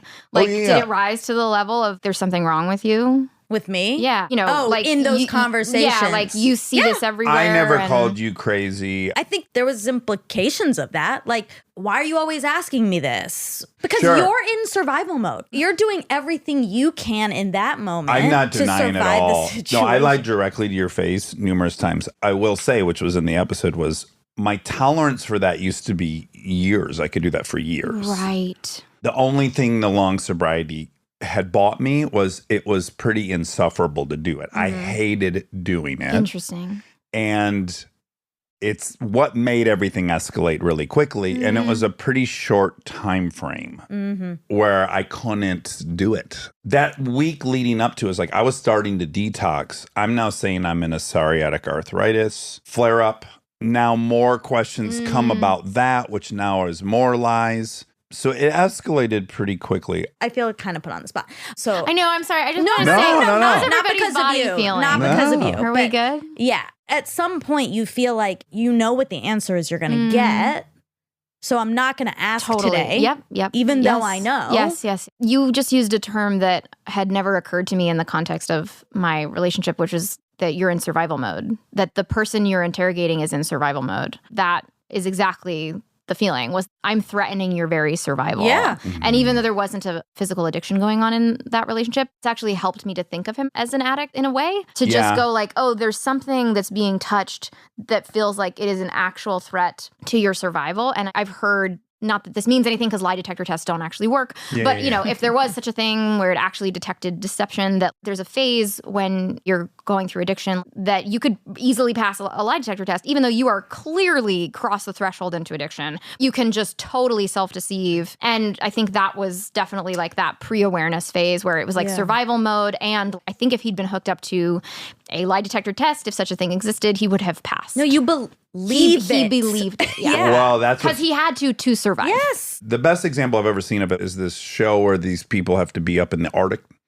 and they're going to drop off one by one. They're out there for like 100 days living off nothing. It's called Alone. Okay. I've heard of this. Yeah. And you watch people come up with ultimately some story right before they quit that would have left them no option but to quit. And you recognize that their brain, the whole 38 days they're sitting there freezing, is trying to come up with a reason to quit that's not that their will has failed them. Most of them come up with these medical conditions. They're not real. And then they'll, this one, I'm having a heart attack. I got to get out of here. I that's tap out. They come and they give him an fascinating. EKG. He's not having a heart attack, right? But yeah, the addict brain, it's like a writer's room where the joke's not good enough and you keep going, you keep going, you keep going. You finally you latch onto one thing. So now if Monica asked me something about that day, it's like, well, she sucks me out of the story. And by me saying yes, now the whole identity's in jeopardy. And now what? If I'm saying, yes, I'm doing this, now it's like, then I'm going to admit I've relapsed. Then I have 0 days. Then I got to what? I got to tell people on the show. Seemingly, my whole life is somehow at risk because she's the reality that brings me out of my story, which is all my brain does is come up with stories until I believe in one of them. The addict brain is so smart. It's actually really obnoxious that we can't take that brain and put it towards something like wonderful and productive and humanity saving. A lot of addicts are doing That's both. true. But I was just thinking about my shame brain will do that. I think that's even why I was asking about your journey with yelling at the guys in your yard. How long did your shame brain tell you a story that you had no choice but to yell at them? Because that's what my shame brain will tell me when I do something I don't love. It will work so hard. I've never been smarter than when I am coming up with a reason why my bad behavior was justified. Yeah. It's a drug. It puts you in an altered state. Because you're in survival mode. Yeah. Because it's like if I admit that and my shame takes over, I might as well be fucking dead. I'm a bad person. I'm a bad person. I'm a worm. Yeah. Verdict's in. Yes. You're a piece of shit. Yeah. Walk it's of official. shame. Yeah. You're everything you feared you were. Mm-hmm. You're gonna die alone in a pit. We've all decided. Everyone voted. I was thinking about you going out and like apologizing. So sorry. Thank you. I'm so sorry. I know that there's residual pain and hurt, and I'm so sorry that I put you through that. And I'm happy to tell you the rest of my life. I hate that I told you I was not when it was clear to you that I was. It breaks my heart. So, and I'm still sorry. I'm sorry too. I was not a good friend. Yes, well, you are the best. Sucks. That was so beautiful. Oh, it's a bummer. You don't get the closeness that I'm so grateful for without that sometimes. Got to take the bad with the good. Oh my God. I got to say, thank you so much. That was fucking radical. And I'm super grateful that you would feel safe enough to tell that story here. Really. I feel like I got to walk into a meeting I'm not a member of, and I got to be a part of that. Is it weird for you guys? You're aware that people have parasocial relationships with you. And it was weird for me developing this parasocial relationship. Tell me what parasocial... Well, just that I feel like I know you. Oh, right. You know, okay. that like I've been having conversations with you in my brain, and I know that you're aware that you have that effect on people. And it was funny for me to be listening to it and going like, oh, I'm developing this parasocial relationship with them, and I'm probably going to go on the show. It's two things. So one is, we don't ever talk about day 7. I'll tell you why. Very complicated for me. I have a very hard time being told that people are appreciative of something that to me is a big failure. Yes. So it's very weird. I feel icky getting compliments about That makes sense. Even though intellectually I could say if someone else, wow, they did that, that's pretty impressive. They probably were afraid that they were going to lose everything if they did. So intellectually I can tell that. I have a hard time being patted on the back for it. It's very tricky for me. So that's mostly why it doesn't come up from my end. I'm not sure for Monica, but that's why it's tricky for me. And then the other thing I want to say is I was talking to my therapist Friday. I was talking about these female musician documentaries. I watch all of them, and I have a very hard time crying. All of them I cry so hard. So the Sinead O'Connor one I was watching the other day, and I was like a fucking mess. And I'm a mess when she gets on stage and she fucking lets it rip, no matter where she came from. She's like in a battlefield in World War I, and she stands in the middle of it and says, fucking, I'm this beautiful, and I don't care about all this shit that happened to me. This is coming out. And then Lizzo, I was watching the Lizzo one the other day, and I'm fucking crying because I'm like, she's going, fuck you, I'm fucking beautiful. Listen to this. And it makes me cry every time when these people, despite being born in a fucking battlefield, go, fuck you, here it is. I love it. Nothing touches me like that. And my therapist said, why do you think that's so powerful to you? And I said, I guess I know in some way I've done that. I've said, fuck you, I'm going to be beautiful and I'm going to be worth listening to and all these things. And he said, what would be the pinnacle of that moment for you? What is you standing on stage singing that loud?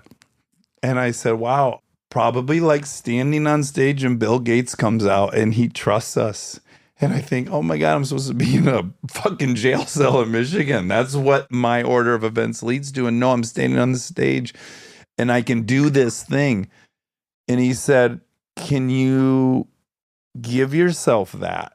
And I'm like, I can't because it'll go away. Like if I allow myself to think I did that too, it'll disappear. It'll get taken from me because I allowed myself to acknowledge I did that. So when you say, like, doesn't it make sense to you that I would do this with you? I think to say, yeah, that makes sense, it would go away. Like I have some superstition that would disappear. So thank you, but it scares me to hear it. Like it'll get stolen from me because I like it so much. Does that feel like if I'm not kind of hyper vigilant around just doing like this thing by accident, that it'll get taken away? Or I'm not sure what I'm asking, and I might just be asking an intellectual question to deflect from what I'm feeling. Well, you know, he says it in a really interesting way. He'll say, even though you don't believe in God, the human has some voice in their head that says, who are you to be so powerful? That's my domain.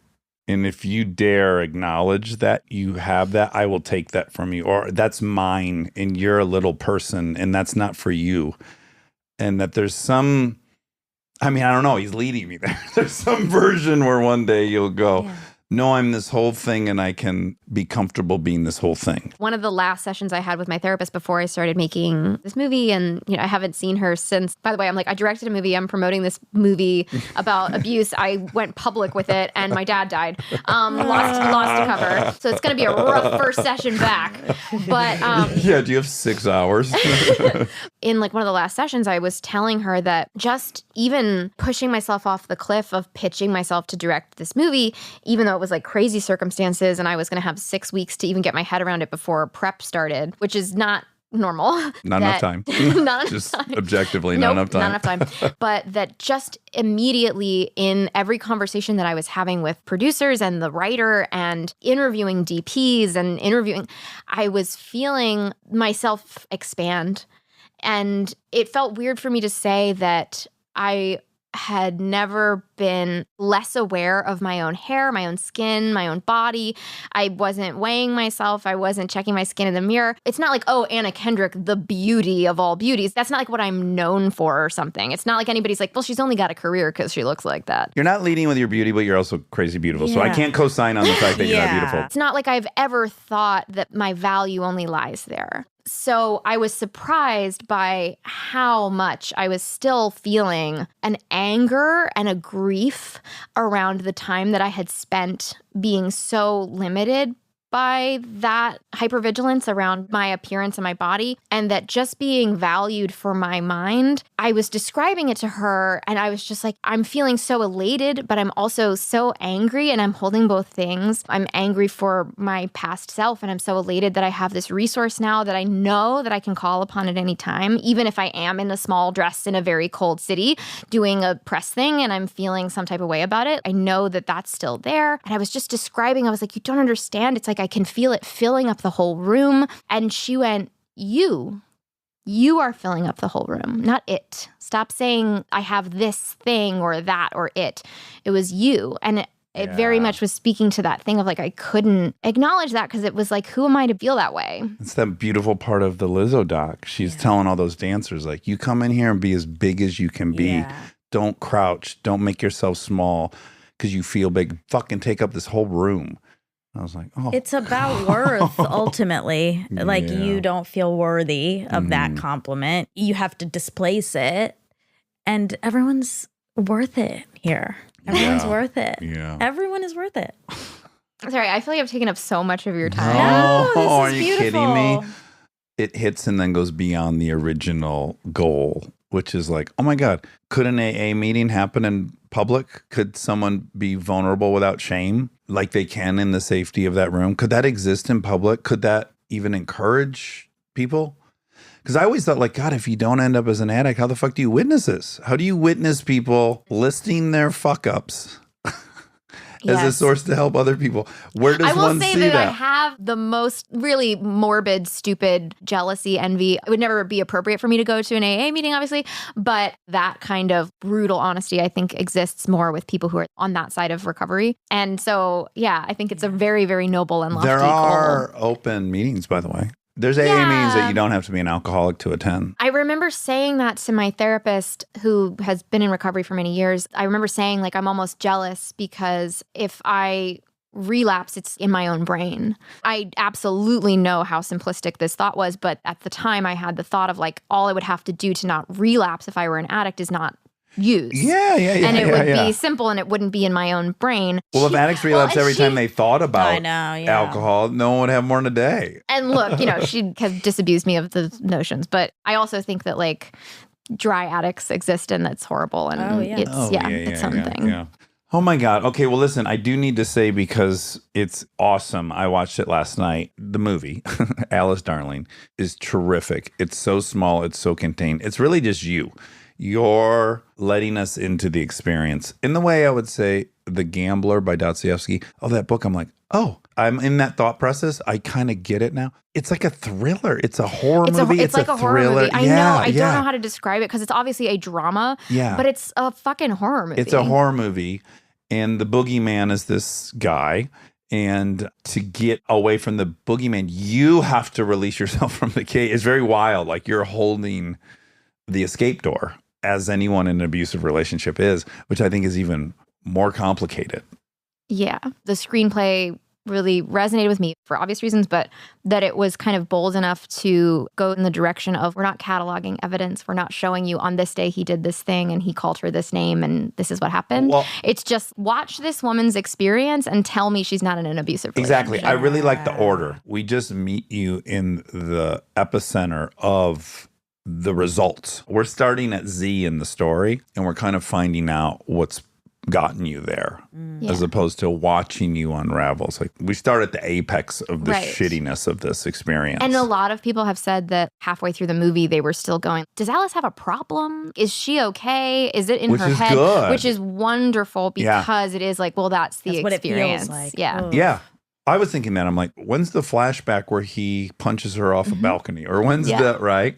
One of the aspects that bummed me out about your movie, and this is not for everyone, but how much men are validated with sex, myself included. For males, there's nothing without that validation. And to see how toxic and gross and cancerous his version of that became was like, oh, I don't like that. It's a powerful aspect. Oof. Yeah. I remember one of the things that I said to my girlfriends when I was literally locked in the bathroom on the phone with them during the pandemic was, sex has become a fucking minefield. Esther Perel says sex isn't a thing you do, it's a place you go.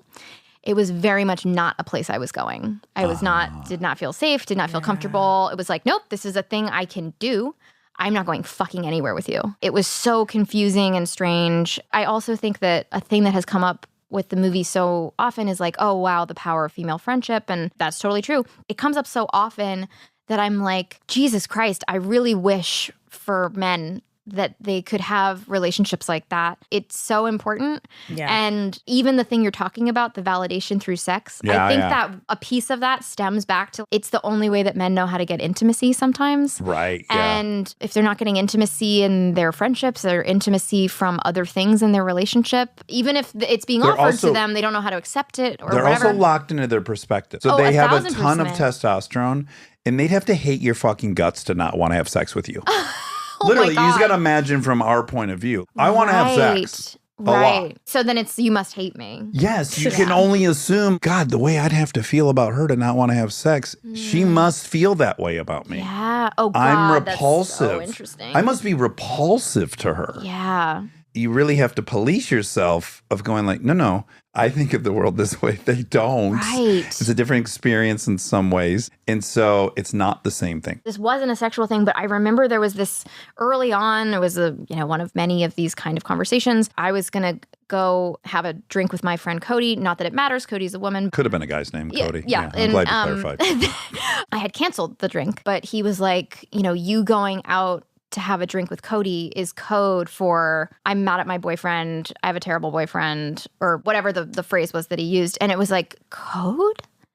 What? Like, it was so bizarre. And what? Yeah. Like, for me to not want to have sex with you means you must fucking hate me. I have a hunch he knew if you let other people in on it, there would be no perpetuating his story. Like, it was so vulnerable to outside. Surprisingly, at first, he was like, you need to talk to someone else about this. Oh. And I was saying, I don't want to. This is very vulnerable and kind of humiliating. Yeah. I don't want to talk about this. The implication being, if you talk to someone else about this, they would tell you you're being fucking nuts. Right. And no surprise at all that when I did, it was, why are you guys talking shit about me? In the exact same way that it went from you need therapy to don't you know how judged it makes me feel that you're in all this therapy Right. to, well, you're the one in all this therapy. Mhm. So, I mean, now I can look at it and just go, this is survival mode. This is just shape shifting to try to evade what to him feels like a flaming hot poker. So much so that there might be things that he said then that when he says, I don't know what you're talking about, he, honest to God, it's Girl, gone. Thank you for saying that. Thank you for saying that, because there was even a moment where I got up and left. I excused myself to the next room when we were in therapy. And he said this to the therapist on Zoom, because the therapist started saying something like, tell Anna, whatever. And he went, I think part of the problem is that I don't know what I just said. That just caused that thing. There very likely are many conversations that he is like, that didn't happen, because genuinely he doesn't believe that it happened, because he was or just remember. gone. Yeah. Us humans are so complicated. We are. So Mess. complicated. We are. Well, I love the movie. It's great. You were fantastic in Thank it. you. I think it's really awesome that you were willing to do it, when you did it. And it's probably great that you did it when you did it. It's Yeah. probably the best it It was scary, but yeah, Yeah. I'm glad I did it. Yeah, there's no car chases in this movie. It's just you're the set piece, and it totally works. You're fantastic in Thank it. you You're so so much. good. Yeah, That means a my lot. my Thank you. wife was right to be jealous of you. You're Oh my hyper- God. I know. I was like, how weird, how flattered can I be by this before it gets really weird? That is awesome. Well, Anna, this has been incredible. Wow, we really did it. We really no, did it. is it no, nine? I'm this embarrassing. This might be a record. This is embarrassing. Is it? No, What no, time it's- is it? It's almost 7. Wow. Yeah. Pretty good. That's That for us embarrassing. is- I apologize. No, that's what we love. That's an apex for us. Yeah. Like anytime you're like, wait a minute, what? That was what? Oh my God. Okay. Yeah, those are best. Yeah, those Best are our kids. favorite. So I hope that your trip here, after hearing so much of us in your ears, you basically came I into was a TV show nervous. you were in, and I hope that you I felt know, like you were. I was. I do wonder if I'm going to go home and feel like I was in a fugue state for this, especially because I have half the headphone on, so it does feel like I'm listening to the show. Yeah. And I'm sort of trying to have one ear out so I don't totally dissociate and leave my body. Yes, but yes. yeah, I absolutely am certain that I'm going to go home and be like, that was a weird fever dream. Well, we're grateful to you for coming. I only really. have a single question left. Because you're such a great singer, my wife's such a great singer, are you also a mimic? That's not like an innate thing that I Okay. have. But I mean, every now and then I'll do what I think is not really an impression, and people will be like, holy shit, it's like they're right here. Oh, wow. Yeah. But that's not with everybody. It'll just happen. And it's not at all like, oh, well, now I've got my Dax and I've got my Monica. And, Yeah. Right, I, right. nothing like that. Okay. Yeah, I just imagine if you can control your voice that much, it's so Yeah. helpful for that. Monica and I can't. Well, Monica can way more than I. No, but but we, I can't We do just that. can't. We can't. It's like Can't do it. I can hear it was supposed to happen.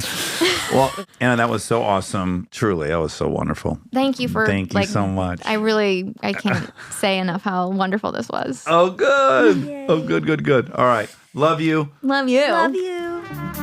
And now my favorite part of the show, the fact check with my soulmate, Monica Padman. Pretty good stuff. Pretty good. good station. Really great station. Hey, y'all. Really great station. I wish I could find that actual clip. Because by the way, you can't, because it's going to sound nothing like it, and then it's going to be sad. they played it so frequently on this Atlanta radio station Yeah. that they had it, recorded. Sure. It wasn't like someone called someone did originally call and say that. Yeah. They knew it was great. They y'all, found really gold. great station. I wonder, Station. that, I wonder but- if Newman would remember the radio station. Should we try to cold call him and see? Oh, sure. Yeah, this is high risk. Let's see. wonder if it was B98.5. Hello? Hi, you're on the radio, if that's okay. Is that okay? Oh boy. Okay. I won't say where you work. I'm obsessed with when you and I were riding around in your Suzuki Isuzu, your Trooper. Susan. a Zuzu trooper, red, in Georgia, and you listen to the same radio. Well, maybe you listen to a lot of radio stations, but as you know, I'm obsessed still with that one gal. They played the clip of her all the time and say, "Hey, y'all, really great station." Hey, y'all. Y'all, really great station. Oh, so you remember the Okay. station. I remember the station. This is already much. I guess what we're really looking for is, do you remember what station you listened to down there? That's a tough question. Star That's 94, 25. B98.5. Can you hear Monica? So yell it, because What would you she's... say, 98.5? B98.5, Star 94, I want to say it was country. 95.5 The Beat. I want to say it was country, wasn't it? I'm not sure that it was. Oh. Ooh, I bet it was. 96.1? Ooh, 96.1. That sounds country. She says that sounds country. It sounds like it's on the country. Well, you got to the accents. Everybody was, hey, y'all. Power 96.1. Power 96.1? Does that sound Would have familiar? been it. Because we're going to do our best. We're going to deploy all resources to see if we can get the clip of that woman saying really great station. We can find Well, out whether it was really great station or really It great was station. like an advertisement for this station that played over and over, and that's why I kept on. Like, it finally just sunk into my mind. Yeah. And you helped get me there. Like, we were in your Azuzu Trooper and it came on and you said it along with her, which let me know it wasn't the first time you heard it. And then you loved it. And then now I've loved it for 30 years. I had to do a little research. Where were we in Georgia? Were we in Athens or were we up in Northeast Georgia? No, when you and Aaron lived in the mobile home. Okay, so we were at the trailer. Yeah. Yeah. You call it a trailer. I called it a mobile Was mobile it home. Macon? Mobile No, home. Macon was close, though. Macon County was the next county over, right? Newman? Macon. No. Hall. There was White County, Hall County. Hall, yeah. You guys were really close to that little German town, weren't you? Helen. Helen. Yes. Wasn't we were even- 20 miles from Helen. We were just like right on the edge of the hills. You had to drive into the hills to get to Helen. And you're right on the hooch, right? The hoochie. Well, the mobile home was not on the hooch. There was a creek that ran through it. Okay, But, your which may have, memory's a finally fed to mess. the hooch. Well, I do remember that you and I got into the hooch. You had dropped something, your wallet or a watch. What did you lose in the hooch? And we had to get it. A Zippo lighter. Oh, you had to get That's it. what it was, a Zippo lighter. Had to be gotten. Yeah, the hoochie was Yeah. screaming when you jumped in there. All right, I love you. Thanks for helping. If you think you nailed down the radio station, let me know so I can do something. Yeah, I'll shoot you a note. Because if I'm saying 96.1, that's I'm wrong. I'm wrong Okay. because that was going to be Athens. That would have been Athens. Yeah. This one was probably a country station. Yeah. I'll do some research. Okay. All right. Love you. All right. I'll talk to you soon. Talk to you later. Bye-bye. Bye. Yeah, he doesn't know. This is what I was afraid of. Dead is- end, kind of. No, is his recollection of it is a little different much than mine. different than Yeah, yours. yeah. I want to play you a song. A song? Yeah. Way down yonder on That the is Chattahoochee. Hotter than a hoochie coochie. Okay, well, I guess I don't have to play it. Is that what you're about to play? I can sing Yes. along the whole. I That's know what I all the was- words. AJ, baby. Alan Jackson. Woo! Hey, y'all. Really great station.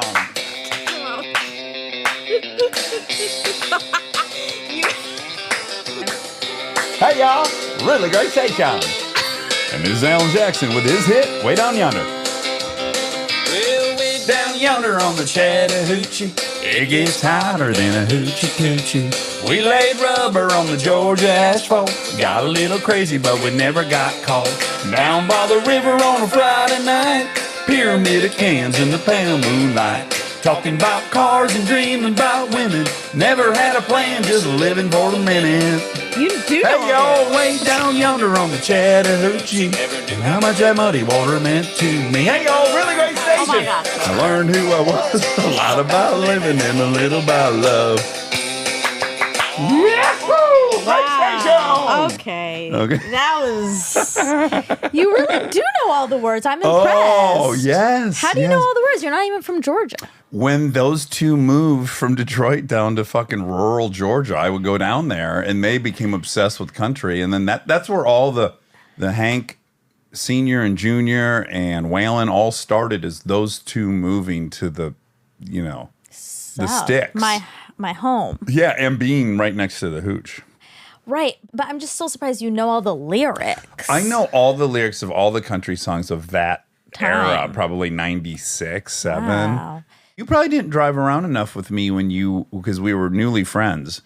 But when you came over to the house that we were staying at in Georgia, when Kristen was working on Bad Moms, we were next to the hooch. We crossed it every time we drove into anywhere. Yeah, it's everywhere. Yeah. But I would play it for the girls every time we left the house Oh, because you we'd be did. passing the hooch. And I took Lincoln down to the hooch, and this is a famous story. She bit me on my shoulder and went through my shirt and my skin. Wait. Yeah, it's the only time she ever assaulted me. Wait, really? Yeah. Because of the hooch, the water Yes, she drank. we were it? on the hooch, and there were these cement steps down, and probably to get into a canoe or something. And she was little, if you remember at that time. Very. She was like under 2 years old. She was probably Delta was 3 months. yeah. So she was probably 2 years and 1 month. Yeah. And I was letting her walk around the steps, and she's a daredevil, so she wanted to get in the water, but it was freezing cold, and the current of the hooch at that time of year was swift. Yeah. And so I went and grabbed her right as she was about to step into the water and picked her up. And she was so pissed I had intervened. She bit my She shoulder. did. Yes. She clamped down with her two new little brand new teeth. Lincoln, really great station. Really great bite.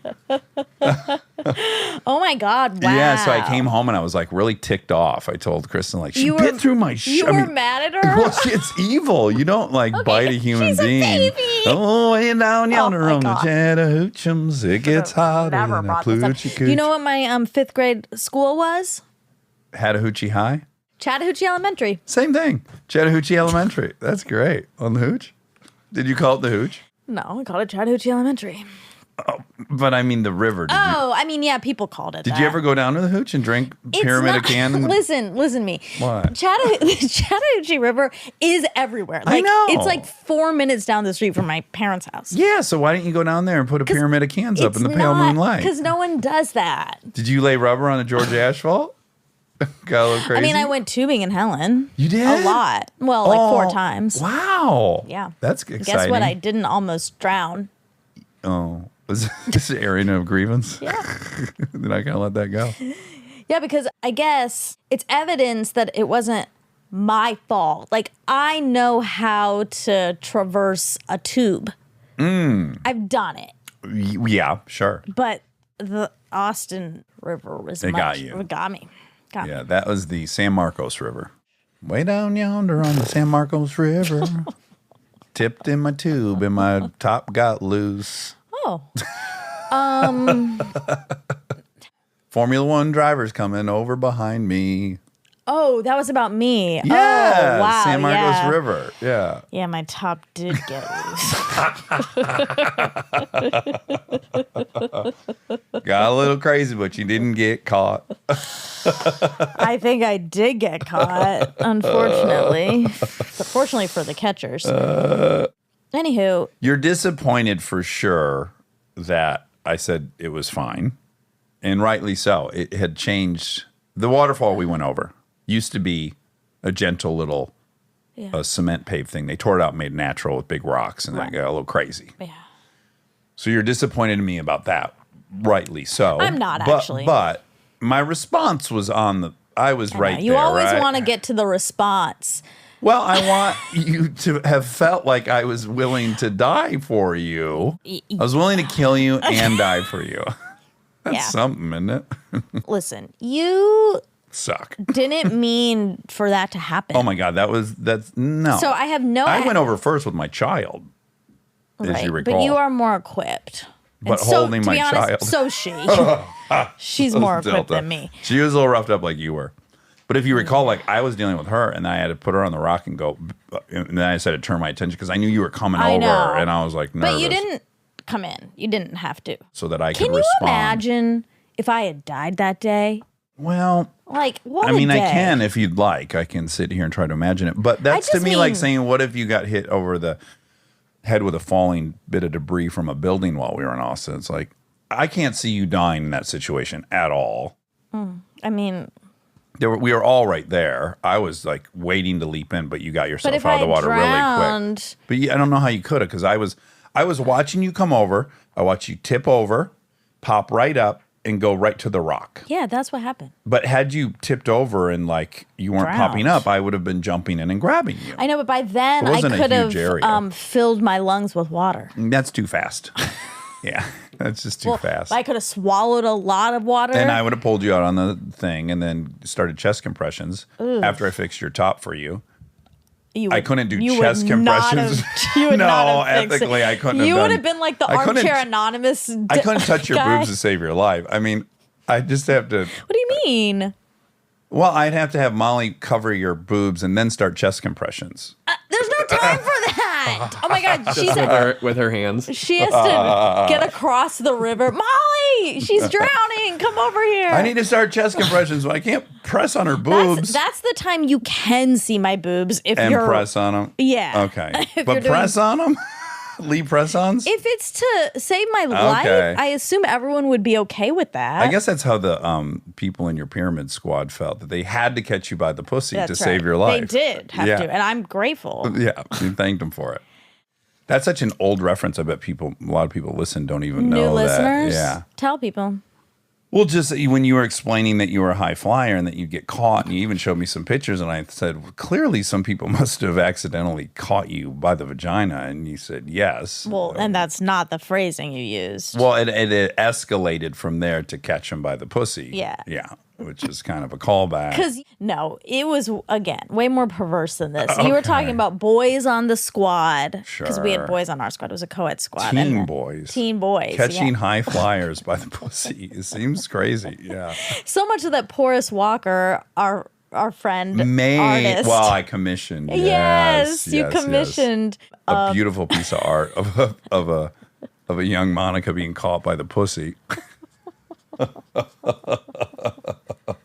It was an interactive piece of art because you pulled down. Yes. You pulled me down so That that is I'm going to be catching worth like the $10 pussy. million one day.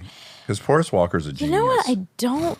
Oh, don't even say it out loud. Don't say that. No, I do.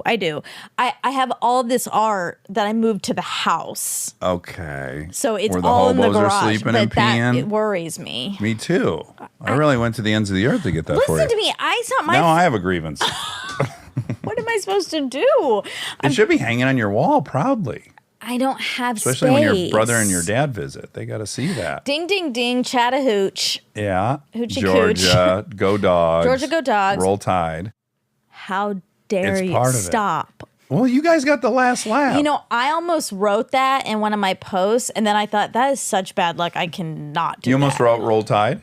Because it's our joke. Yeah. But then I thought, what am I doing? Can I say this? Yeah. It's such bad luck that I've been saying Roll Tide the whole time, and they went undefeated. That's how bad of luck it was to say Roll Tide. We don't know what's They're going to 14 and 0. What if we have a national championship we're about But to I've go been to? saying Roll Tide for the last 9 games. What if it was to get us to this point, God, just this is a to complicated get superstition. just to get You defeated? You do taunt them along the ride, but then when they get to the championship, no more Roll Tide. Exactly. My brother and dad are going to the game here in Los Angeles. Yes. They'll be here Sunday night, Monday night for the game, and leave Tuesday. Quick trip. Quick trip. The gas 9th? station. The game's the 9th? 4:30 p.m.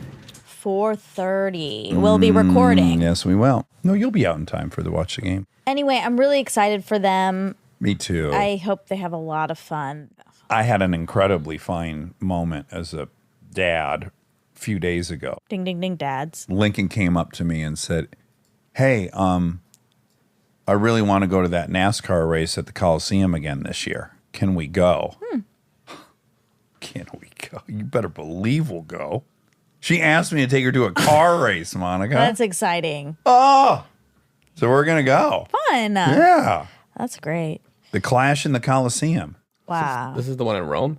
No, our Coliseum. Rome. Wobby wob. They don't have NASCAR races in Rome yet. They're doing every other thing. We should have them host a race in the attic. Yeah, That's how small the Coliseum is. that reminded me of Okay. when I was home. My dad reminded me Oh, speaking of children. There's 150 of them just piled out of my Roadmaster station wagon. Why'd you have to drive that? Too many kids Oh, for her there's car. there's That's a an party 8-banger. bus? Yeah. Oh, it's a play date. Delta ignores me when she has friends over. She ignores everyone when she got friends over. Okay. I don't remember how this came up, but my dad was recalling me learning how to ride a bike. Oh, boy. And I have some memories of this too, but I think I've blocked a lot out, and now I know why. Okay. Because there's trauma around it. Not shocked. Let's hear it. Because per usual, I was way too old to You had be waited too late. learning how to ride a bike. I was 7. Okay, yeah. And so my dad wanted to teach me or help me or whatever. He was like, let's, we're going to do it in the driveway. And I said, no, Sure. absolutely not. I will not be seen. Yeah.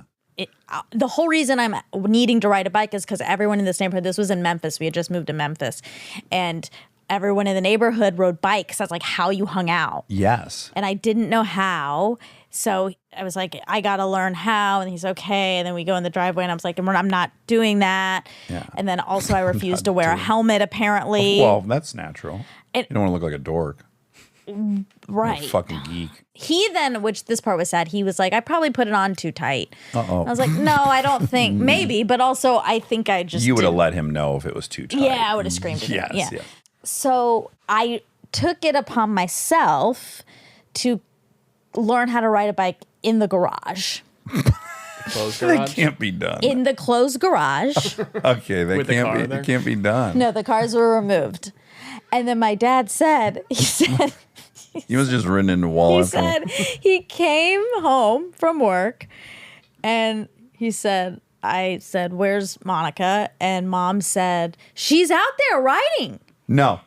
And I went out there and you were just going like, And a circle in the garage. just going in little circles in the garage. That's great. That would have made you a pretty advanced rider right out of the gates. He was very impressed when he was retelling this story. He was like, I couldn't believe it. Yeah. And so he didn't teach you how. You just went in the garage and Just figured kept it out. trying Oh my in God. circles. Oh my God. So insolent. No, that is the power of needing to fit in. Oh, sure. Like, yes. I yes. will Get in the do garage by something yourself. impossible. That's Yes. impossible. Yeah, you can't learn to ride a bike in a garage because you're learning while Turning. turning. Yeah, The whole that's the thing is hardest part. Yeah. There's no straightaways. And then you hopped out in the neighborhood and pedaled your little bike And around. I rode all the time with No my helmet. friends. Oh, fun. Did you No, have any? I'm sure I did have to wear a helmet. That wasn't a thing when I was a kid. Yeah, maybe. There was zero. No one had a helmet. While we were talking about this, Neil was there too listening to this. And he said, and then I just took Neil out like onto some parking lot and then he just immediately knew how to do it. Wow. And I said, that's us. The Padmans. That's indicative of who we are. Like, I can't really do it, but I'm going to just like by sheer will Yes. Claw make your way into doing it. something happen. And he has a It's ton natural. of talent. Yeah. Just a natural. But he doesn't care. yeah, he wouldn't have gone in the garage, No. gone in circles. No, he wouldn't have. Anyway, I thought that was funny. That's very funny. Well, that's it. No, That's it's everything. Not, it's not. It's not. It's That's the whole thing. not. It's not. Now, listen, I'm glad to report that your expensive rain boots made it through to a second season. I know. Sometimes I worry when you get these things like how many wears are you going to get out of them? They'll probably be obsolete next year because fashion moves like a speeding bullet. And here you are in the same ones. They look great. And I'm glad to see that they're here. 2 things. 1, these are not that expensive. Okay. 2, this was from 2 I got these before London. Oh my gosh. Okay, great. So we're on season 3 of these. So I'm good at wearing my Yeah, clothes. those are great. They're orange. Speaking of, I'm wearing my sweater that Rob gave me, Mixed Messages. And you're sitting next to beautiful. the painting that Rob commissioned, which I'm staring at too. So Rob's really getting a lot of mileage out of his Highlight. presence. He is. Okay, this is for Anna Kendrick. Oh, wonderful. Yeah, great episode. Really honored that she felt comfortable and that she loves our show so much. Me too. It's really sweet. It's funny because we recorded the intro yesterday. Remember I said I felt like I should reach out, and then I was like, why didn't I reach out? And then I was like, well, because no one's going to read Instagram. So then last night I actually reached out, and did. she responded. Okay, so what? I haven't talked to her yet, but I'm going to. Wait, what? I thought you said you reached out. Yeah, basically saying I want to chat with you. Oh, got it. Well, I did want to say that she reached out to me after she reached out actually before the interview, which was awesome, saying she was excited and that I know it had taken a while for us to be able to get this up and go, because it was years ago that I originally reached out and that we were going to do this. And then it took a while for her to be able to really. Yeah. So she reached out about that, and then after she was really sweet and said that she hopes it was a good episode and that there was enough, and then she said, and I do think it's important that I say this. She said that she had been thinking about the interview a lot, and particularly the portion where we were talking about gaslighting, and she wanted to make clear that she was sorry if anything she said minimized my experience, and that she is used to lending a lot of compassion towards the addict, and sometimes that comes at the expense of the person who is harmed, and she said, like, including herself. And then she said, which I thought was really important, like it was important to me to hear. She basically said, I commend you for sticking up for yourself, even if it was going to make other people uncomfortable. Right. And that meant a lot that she said that, because that is hard to do. Yeah. Because gaslighting's tricky, right? Like, you already wonder, that's built into it. A wondering of what's real and what's not, and how big of a deal is this. So then when that gets questioned, it's like repeating that cycle of, oh, wait, but maybe it's not, or it's just doing that all over again. Yeah. Anyway, so I thought it was very generous and lovely of her to say that. No, she's incredibly lovely. Also, a postscript, she went in afterwards and met Kristen, and it was... Oh, yeah. Yeah. How was Because we it? talked about, the fact that Kristen was jealous. It was good. Kristen got to say to her face, I'm just jealous of how talented you are. It was very sweet. Oh, that's nice. Yeah. Okay, she was right about Maine. It does have the oldest population percentage-wise in the United States. Really? Yes. Higher Then than Florida. Then Florida. Then, do you want to guess the third? Oldest state? Arizona? No, but good guess. West Virginia. Oh, interesting. Old people.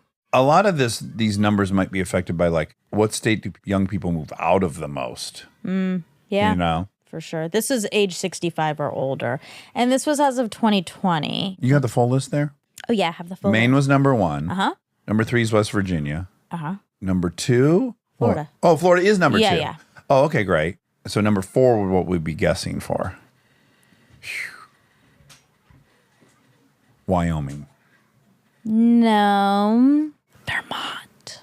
Yeah, that I wouldn't have guessed that. Yeah, none of these are that guessable. Arizona's not until not in 12. Oh I my would've God. expected that much higher. Yeah, me too. Do you want to know what 50 is? Yes. Utah. Sure. That's obvious. Really? Because Mormons have so many kids. So there's got to be probably per capita more young kids per capita in Utah than any other That's state. interesting. Okay, also Georgia is 47. That's young. Let's find Michigan. Michigan is 14. It's 14 oldest. Okay, pretty old. That's good. Yeah, it's pretty old. It's 18.2%. Old. You think it's good? I don't know. Anytime there's a list and there's a number 1, Yeah. you got to assume number 1's the best. Okay, that's fair. So oldest is the best. Okay. Maine is the best, and then Utah's the worst in this case, in this specific case. Yeah, in this shootout. Yeah. I would like to compare mean ages of life expectancy state to state, because I bet there's some wild variation even within the country. Yeah. Rob, look that up, please. Like I think in Mississippi, life expectancy is much lower than say New York. I've got it. You got it. Yep. Okay. Hit us with This something. is in 2019. List of U.S. states and territories by life expectancies. So let's hit me with the life expectancy of New York. New York is 81.4 years. That feels old. Now hit me with Mississippi.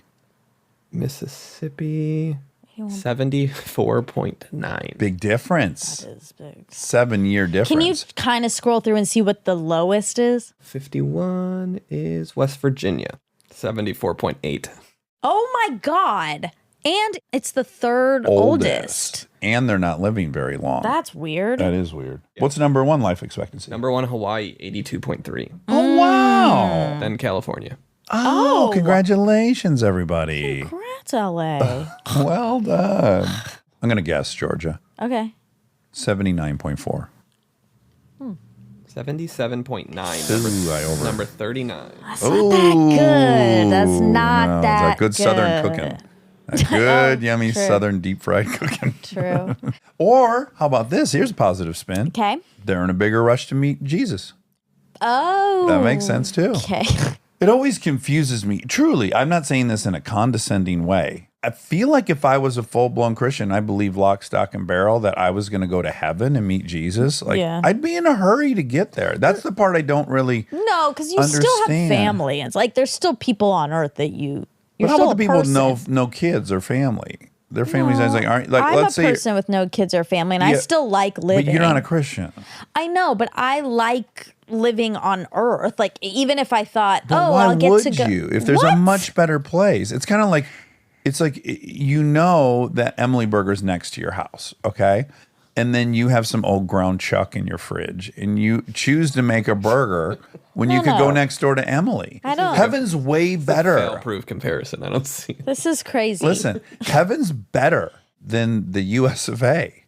But you're gonna be there for eternity, so you still want to live your life here with people you care about. Also, it doesn't require kids and a spouse to have loving relationships that you want to keep up and, Sure. and enjoy. And No, I wasn't trying to demean anyone without. well, I'm just saying, saying, I understand wanting to stick around and see your kids like hit milestones. yeah, but I want to stick around just to enjoy life. But if and me and Aaron were Christians and I believed all in, I'd be like, buddy, let's get up there and ride dirt bikes in heaven. Like, let's go to the better place.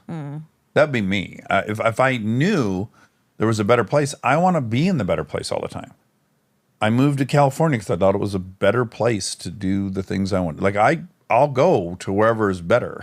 I ain't trying to sit somewhere that's less good. well, you don't get to go if you kill yourself. I know, but eating fried chicken all day, every day isn't killing yourself, technically, according to Jesus, or smoking cigarettes. That won't keep you out of heaven. No, Yeah. So I could like drink hard, smoke cigarettes, eat KFC, and then go do wheelies in heaven.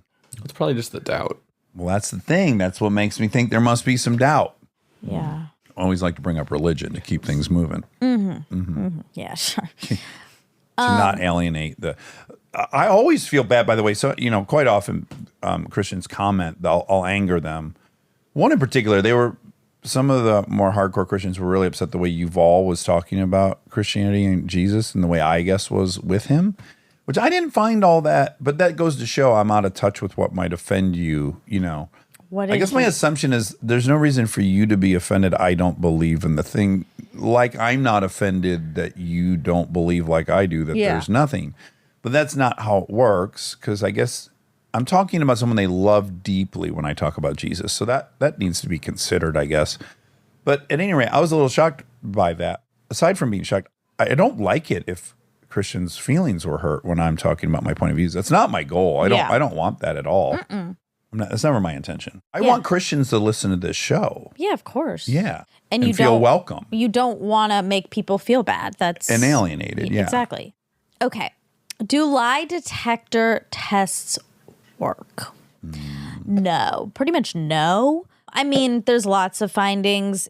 I don't think they've been used in court in a long time. Used to be like they gave everyone a polygraph, and it was Yeah. like very damning. Well, before DNA, because now we just have this greater thing, you know. And they were like in all the police stations, and they always wanted to hook you up to one, and you had to have your lawyer say no. Yeah. Okay, I'm going to read a little bit about this. Okay. The accuracy of polygraph testing has long been controversial. An underlying problem is theoretical. There is no evidence that any pattern of physiological reactions is unique to deception. An honest person may be nervous when answering truthfully, and a dishonest person may be non-anxious. I think what it detects is nervousness. Yeah. So then your question is, does nervousness Well, really, mean what it guilt? detects is a change. Yes. Because it's based on this baseline that they gather from you, but whatever. A particular problem is that polygraph research has not separated placebo-like effects, the subject's belief in the efficacy of the procedure, from the actual relationship between deception and their physiological responses. One reason that polygraph tests may appear to be accurate is that subjects who believe that the test works and that they can be detected may confess or will be very anxious when questioned. If this view is correct, the lie detector might be better called a fear detector. Some confusion That's what I meant to say. Fear makes detector. sense. Some confusion about polygraph test accuracy arises because they are used for different purposes, and for each context, somewhat different theory and research is applicable. Thus, for example, virtually no research assesses the type of test and procedure used to screen individuals for jobs and security clearances. Most research has focused on specific incident testing. The cumulative research evidence suggests that CQTs detect deception better than chance, but with significant error rates, both of misclassifying innocent subjects, false positives, and failing to detect guilty individuals, false negatives. I have a friend in the FBI that was telling me, boy, was it him or was it a friend in the CIA? Maybe the CIA, you know, they get these enormous amounts of money to pay off their informants. And I was told that they have to do a polygraph every time they return from having given the supposed money. Because there's really no way to you could track whether these steal it. agents are handing over the full amount. Yes. Yeah. And so apparently they were readily in use. Is that a right way to say? Interesting. Recently when I was talking to him about this. So I think they might use them at the FBI internally. There's also things you can do. There's like pills there's like sure stuff you can, propanol. exactly. Yeah, There's would things help. you can take. Yeah. I always convinced myself. I kind of would like to take one because I think I could Pass it. Yeah, I think I could. Yeah. I think I could. I think I might have a polygraph tonight. Oh, wow. Yeah. You know who would be bad at it? The robot. He'd be perfect. No, he'd Yeah. be bad. Like, he wouldn't be able to tell lies. I don't have any vitals. There's nothing for you to monitor for me. Unless you hooked up to my corridor, where I have to create a falsehood, which I can do. It's a bit of my programming. If it's required to save a human life. Oh, it Give you is. an example. Great. Did you see a little girl run and hide in here? No? No, I did not see one. That's a lie I told to get the killers off her scent. Wait. What? Can you understand my scenario? A young girl has come and hid in my robot closet. And then the bad man asks if you've seen a little girl. And I have, but I tell them that I haven't. And I have a corner in my programming that allows me to save the human life.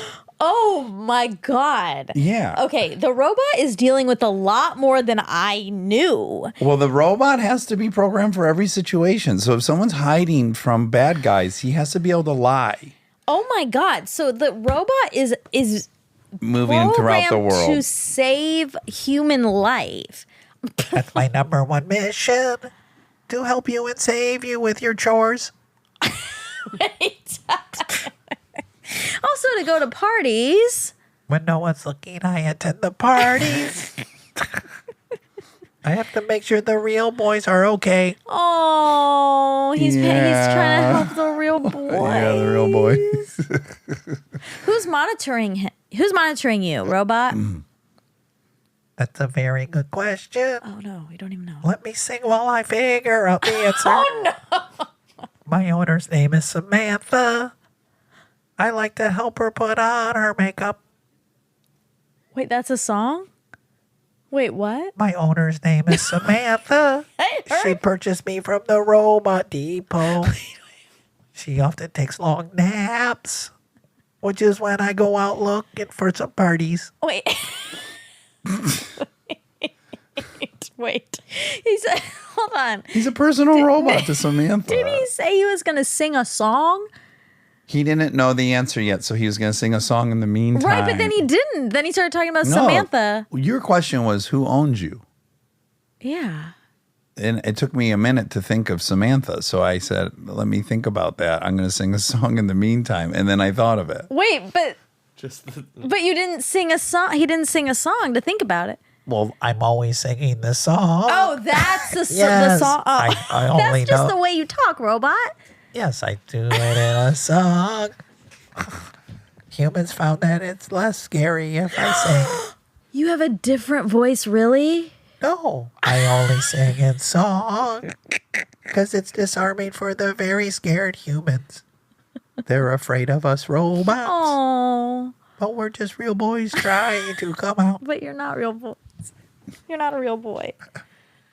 I wish I had a crying noise because you hurt my robot feelings. Oh, no, I I don't want think I am a real boy. to. Okay. And Samantha's my mom who bought me. Oh, I feel stuck, you know. How about Samantha owning the robot? Well, I feel stuck because I guess if the robot wants to believe he's a real boy, like, I'll let him, but I'm lying to him. But remember when Johnny Five was alive? Johnny Five was somehow alive. Okay, so he was a boy. Well, we do believe there are certain robots we do believe are real boys. Daryl was another film about a android robot boy, and he was a real boy. Oh. That's kind of the theme of these robot movies is they turn into real boys. Okay, I didn't know that about the robot. I thought he wants so badly to be a real boy, but he's he knows he's not. It's like Pinocchio. I thought that was. Yeah, like Pinocchio. Would you tell Pinocchio he's not a real boy? Don't do that. Don't make me bad. I'm asking if you would tell Pinocchio you're not a real boy. I mean, I think I'd be conflicted because I don't want him to go through life wanting But to just be like the something robot he's knows not. how to lie to save someone, you could show him the same. Also, the this robot is- would lie for you. This is so pot calling the kettle black. Oh, tell me how. You would let someone have a fake. You want people to be who they are. You wouldn't. You don't like going along with people's lies. I don't, but I'd be willing to go along with the robot's lie. I'm talking about other people. No, other people no, but the robot, yes. Okay. Well, I'm just saying. I don't Well, actually look, know how helpful it is to the Hold robot. on. We can acknowledge that there's a wide spectrum of when that would be acceptable and not. Like the little boy who thought he was Batman for the day. Oh, duh. Right. So there is a time. There's a time to pretend that the little boy's Batman. Then there's a time when a guy, some dickhead's telling you that he is a wonderful person. You're like, well, I'm not going to co-sign on that. Yeah. Yeah. Because one is like a potentially damaging outcome, and one it's kind of utilitarian, and one has a beautiful outcome. But I care about the robot, Yeah, and I care about his growth and his life. Like I care about his robot life. What you want is sweet too. You want the robot to come to love himself, Yeah, even for if who he's he not a is. real boy. He's so lovable. Yes, that's great. He doesn't have to be a real boy. That too is very defendable. I prefer robots over real boys. Yeah, sure. And you tell him that. Yeah. Yeah, say I like you more as a robot boy. I'm sorry I hurt your feelings, robot. It's okay, I forgive you. Hey, I have a question. Do you I guess I'm also confused about your feelings. Because You have feelings. You ask a lot of questions. It's a quality I admire in you. You're so perfect and wonderful. stop, robot. I'd like to be your best friend till the end. Oh. We could live in New Hampshire. Oh, okay. They have very liberal policies there. Yeah, I think we'd do great there. Or we could move to Utah. 'cause I'm gonna live to 1,000 years old. Yes, and it's a very young population there. He's so sweet, the robot. He's a very nice real boy. Uh-oh. Okay. All right. I don't know how to do this. Okay, well, all right. I'm happy to have hung out with the robot today. Me too. And we should be talking more about Anna, but at the same Well, we time, talked a lot in the episode. exactly. And I almost doesn't feel right to talk about it. It's so interesting. Oh, why? It was just so wonderful. I would feel weird talking out of school about it. Like something about it was so intimate that it would feel weird to be talking out of. I don't know. Yeah, That's my reservation I get about that. it. Yeah. Well, Well, I love you. I love you. Love that episode. Yeah. Yeah. Incredible.